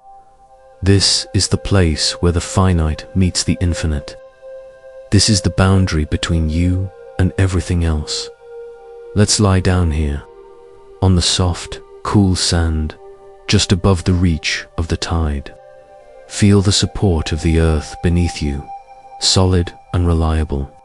Feel the immense open sky above you, a deep velvet dome sprinkled with diamond dust, and listen to that eternal rhythm of the waves, in and out, giving and receiving, the breath of the planet. For a long time, we have lived as a single grain of sand on this immense beach. Let us explore this feeling. In your mind, become this one grain of sand. For countless seasons you have been here. You have felt the heat of the sun, the cool of the night, the caress of the wind. You have come to know yourself by your specific shape, your unique position on the beach, the other grains of sand that surround you. This is your identity. This is your story. I am the grain of sand that was left here after a great storm. I am the one that rests near the large, dark stone. I am the one that remembers the feeling of the tide when it was high. This story, this identity, feels solid. It feels real. It feels safe. But as you lie here, as this single, separate grain of sand, you feel a subtle fear. You watch the edge of the water as it advances and retreats. The tide is coming in. With each wave, the water gets a little closer. And you know, with the ancient knowing of all sand, that eventually a wave will come that is strong enough to lift you from your place, to pull you from your story, and to carry you away into the vast, unknowable darkness of the ocean. This is the fear of dissolution, the fear of losing the self. It is the fundamental anxiety that sits beneath the pain of every goodbye, the fear that if we let go of our story, of our grief, of our very identity as the one who was left behind, we will cease to exist. We will be nothing. Next to you on this beach is a large, ancient stone. It is impossibly smooth, worn down by millennia of waves. It has no sharp edges. It has seen countless grains of sand arrive and depart. It has felt the tide come and go more times than there are stars in the sky above. Feeling your subtle vibration of fear, the stone shares its wisdom, not in words, but in a deep, resonant feeling that enters your very being. Little grain of sand, the feeling communicates. You believe that you are the sand. You believe that your story is who you are. You look at the ocean as an ending. You see it as a great dark void that will swallow you whole. But I have watched this happen for ages, beyond counting. I have learned the truth of the water. The ocean is not your end. It is your origin. The stone continues its silent teaching. You are not just a grain of sand. You are the rock that was weathered. You are the mountain that was ground down. And the mountain itself came from the fire of the earth, and the earth was born from the dust of the stars. And the ocean holds it all. When the wave comes to lift you, it is not an act of destruction. It is an act of remembering. It is not taking you from your home. It is taking you back to your home. You will not become nothing. You will become everything. This is the gentle teaching of anatta, or no self. In our waking intellectual minds, this can sound like a terrifying philosophical concept, a negation of all that we are. But here, on the edge of sleep, on the shoreline of consciousness, we can feel its deeper, more comforting truth. It is not about ceasing to exist. It is about ceasing to carry the exhausting burden of a small, separate, and frightened self. It is about laying down the heavy story of I and allowing ourselves to merge with a peace that is as vast and as powerful as the ocean itself. Let the wisdom of the ancient stone settle into you. Feel the truth of it in your body which is made of water and minerals, your breath, which is the air of the world moving through you, your consciousness, which is a small spark of the great universal fire. You are not a separate entity. You have never been. You are a wave that has temporarily taken a form. You are the ocean, expressing itself for a moment as a single, beautiful wave. Now, with this new understanding, let us begin a gentle practice. The tide is coming closer. Feel the sand beneath you, and now feel a warmth spreading through your entire body. A soft, golden light. Let this light begin at your toes. Feel it softening the bones, the muscles, the skin. And as it softens them, feel the edges of your toes becoming less defined. Can you tell where your toes end and where the air around them begins? Let the boundary become blurry, indistinct. Let them dissolve into the soft, golden light. This warmth, this light now moves up into your feet and your ankles. All the tension of walking, of standing your ground, of holding your place in the world, let it melt away. Feel your feet becoming porous, like sand. Let the energy of the earth flow up into them, and let the energy of your body flow down into the earth. The boundary is dissolving. You are not just lying on the beach. You are becoming of the beach. The golden light flows up into your calves and your shins, into your knees and your thighs. These powerful legs that carry you through your life, that hold you up. Let them release their holding. Let them soften completely. The feeling of separation between your right leg and your left leg fades. It all becomes one warm, heavy, peaceful field of sensation.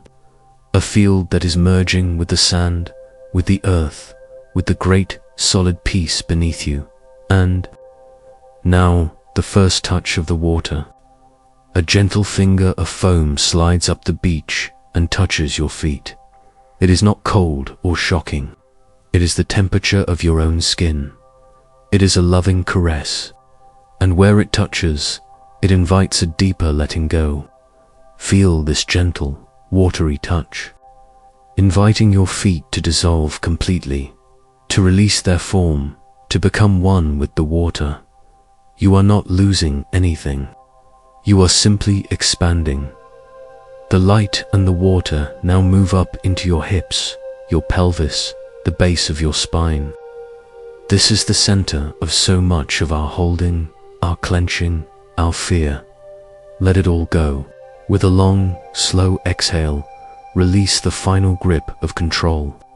Feel this entire area of your body become heavy, warm, and fluid. The wave recedes, and then another. One comes, a little higher this time, washing over your legs, your hips, covering the lower half of your body in a warm, liquid blanket of peace. With every touch of the water, you are letting go of more of the grain of sand and remembering more of the ocean. The golden light fills your belly and your lower back. The great organs of your body working so tirelessly. Let them rest. Let them float in this inner warmth. The wave of your own breath, rising and falling, mimics the ocean waves. Your belly rises with the inhale and falls with the exhale, in and out. Match your breath now to the sound of the ocean waves you hear in your mind. A long, slow inhale as the wave gathers. A long, slow exhale as it spills upon the shore. You are breathing with the world. The boundary between your breath and the ocean's breath disappears. The warmth fills your chest, your heart's center. Here is the seat of your grief, the place where the feeling of absence lives. Do not try to push it out. Do not try to fix it. Simply let the warm, golden light and the gentle ocean water wash over it. Imagine the tide flowing into your heart, cleansing it, soothing it, holding it with a compassion so vast it has no end. The hard, painful knot of grief begins to soften in this water. It doesn't vanish, but its edges dissolve. It becomes part of the water. The salt of your tears and the salt of the ocean are one and the same.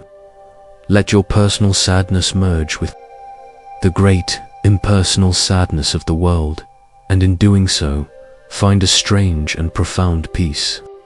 You are not alone in your feeling. The whole ocean understands. The warmth and the water flow down your arms, into your hands that have held on so tightly, that have tried to grasp and control. Let them open. Feel your palms turning upward, a gesture of complete surrender and receiving. Let the waves wash over your fingers, dissolving the lines of your palm, dissolving the tension, dissolving the need to hold on to anything at all. Finally, the light and the water rise into your neck, your throat, your jaw, your face. Release the unspoken words that are caught in your throat. Release the clenching in your jaw. Soften the tiny muscles around your eyes. Let your entire head feel as though it is floating, held perfectly and safely in this vast, warm ocean. The boundary of your skull dissolves. The thoughts that once seemed trapped inside are now free to drift away like clouds in the immense sky above. You are no longer a grain of sand. You are no longer an island. You are floating, held, and boundless. You are the ocean. We have walked a long path tonight. From the cluttered room of a troubled mind, we have swept the corners, acknowledged the ghosts, and learned to find perfection in a cracked teacup. We have stood by the river of grief and allowed it to flow, and we have understood the wisdom of the empty boat. We have felt the grace of a falling leaf and the stillness of a great mountain. Now we arrive at the final gate, the threshold between wakefulness and the deep, healing quiet of sleep. There is no great effort needed to cross it. There is only the gentle act of letting go. This final part of our journey is not about learning something new. It is about remembering something ancient, something your body already knows intimately. It is the wisdom of the breath. There is a story told, not in words, but in the rhythm of the universe. It is the story of a master musician who could play the most beautiful melodies on his flute. People would travel from all corners of the land to hear him play, and his music could evoke feelings of ecstatic joy or profound, heartbreaking sorrow. One day, a student, eager to learn his secret, asked him, "Master, what is the most important note in all of music?" The master smiled, and instead of answering, he picked up his flute. He played a single, perfect note that hung in the air like a jewel. Then he stopped. In the silence that followed that single note, the entire hall seemed to expand. The world held its breath. The listeners felt the resonance of the note not in their ears, but in their very bones. The silence was not empty. It was filled with the lingering soul of the music. After a long moment, the master lowered his flute and looked at the student. "The music," he said softly, "is not in the notes themselves, but in the space between them. The most beautiful note is the one you have just heard, the sound of the silence that holds all music. Tonight, your breath is the flute, and the most healing, most profound part of its song is not the inhale, and not even the exhale. It is the stillness that follows, the gift of peaceful emptiness. For so long, we have associated emptiness with loss, the empty chair, the empty side of the bed, the empty space left by a voice we can no longer hear. We have seen emptiness as a void, a painful lack, a vacuum that craves to be filled. But this is a misunderstanding, a trick of a grieving mind. The true nature of emptiness, the emptiness that the sages and masters speak of, is not a lack. It is pure potential. It is the canvas upon which the painting appears. It is the silent room that allows a whisper to be heard. It is the open sky that allows the birds to fly. It is the space of absolute freedom, absolute peace, and you can touch it right now. Let your awareness come to rest, once more, on the gentle rhythm of your breathing. Do not change it, do not control it. Simply become the quiet observer. The breath is breathing itself. It has been doing so your entire life, a faithful, silent companion. Notice the inhale. Feel the air entering your body, cool and clean. A gift of life, received without asking. Feel your chest or your abdomen gently rise. It is an act of receiving, of taking in the world. And now, notice the exhale. Feel the gentle release as the air leaves your body, warmer now, carrying with it what is no longer needed. The exhale is a letting go, a surrender, a returning of the gift. With every exhale, you are practicing the art of release. But now, we are going to pay attention to the true master, the hidden teacher, the pause. Take a gentle breath in, and as you breathe out, let your awareness follow the breath all the way to its very end. Let it all go, and then ... Wait, for just a moment, before the next breath arises. There is a space, a stillness, a point of perfect balance. It may last only a fraction of a second. That is the gift. That is the peaceful emptiness. In that moment, you are not inhaling, and you are not exhaling. You are not doing anything at all. You are simply being held in the quiet cradle of the universe. Let us rest here for a while. Breathe in gently, and breathe out, long, slow, and complete. And at the end of it, simply rest in the stillness that follows. This stillness is your true home. Nothing is asked of you here.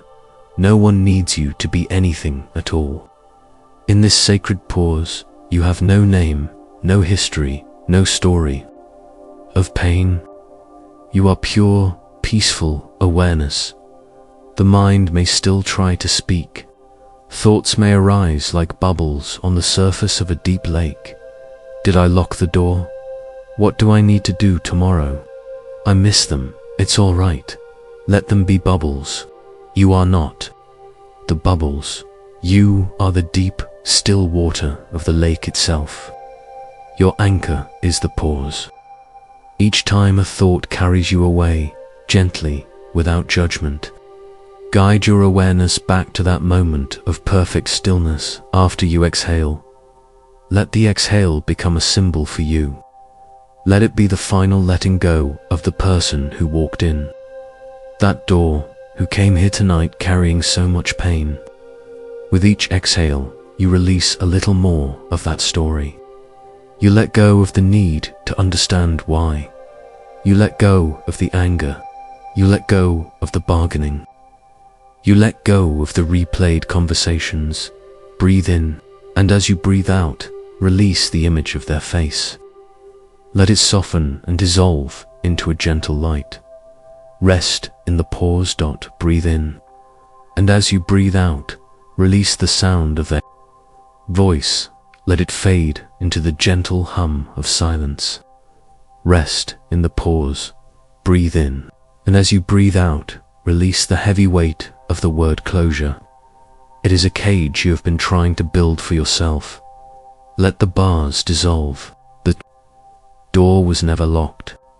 You can walk out into the open field of this present moment whenever you choose, and the moment you choose is now with this exhale. The body understands this language perfectly, even when the mind struggles. Feel the muscles in your jaw soften. Feel the tension in your shoulders melt away. Feel the weight of your body being held completely by the surface beneath you. You do not need to hold yourself up any longer. You are safe. You are supported. The space around you is not empty. It is full of peace. The silence in the room is not empty. It is full of potential for rest. And the space between your breaths is not a void. It is the gift of shunyata, the benevolent healing, emptiness that holds everything. It is the space into which you can finally, completely let go. Allow the breath to become shallower now, softer. The instructions are fading. The voice is fading. All that is left is you and this gentle rhythm, this tide of breathing that is rocking you gently into the ocean of sleep. There is nothing left to do, nowhere left to go. Simply allow the breath to breathe itself. The story is over. The day is done. The final exhale is a release, a gift. Rest now. Rest in the peace of this empty, silent, beautiful space. Rest, and so you rest. Perhaps sleep has already found you. Perhaps you are floating in that beautiful, hazy space between worlds. Wherever you are safe. The journey we took tonight was a circle. We began with the pain of an open door, listening for a footstep that never comes. We sat with that pain, we honored it, and we learned that the open space is not a space of lack, but a space of possibility.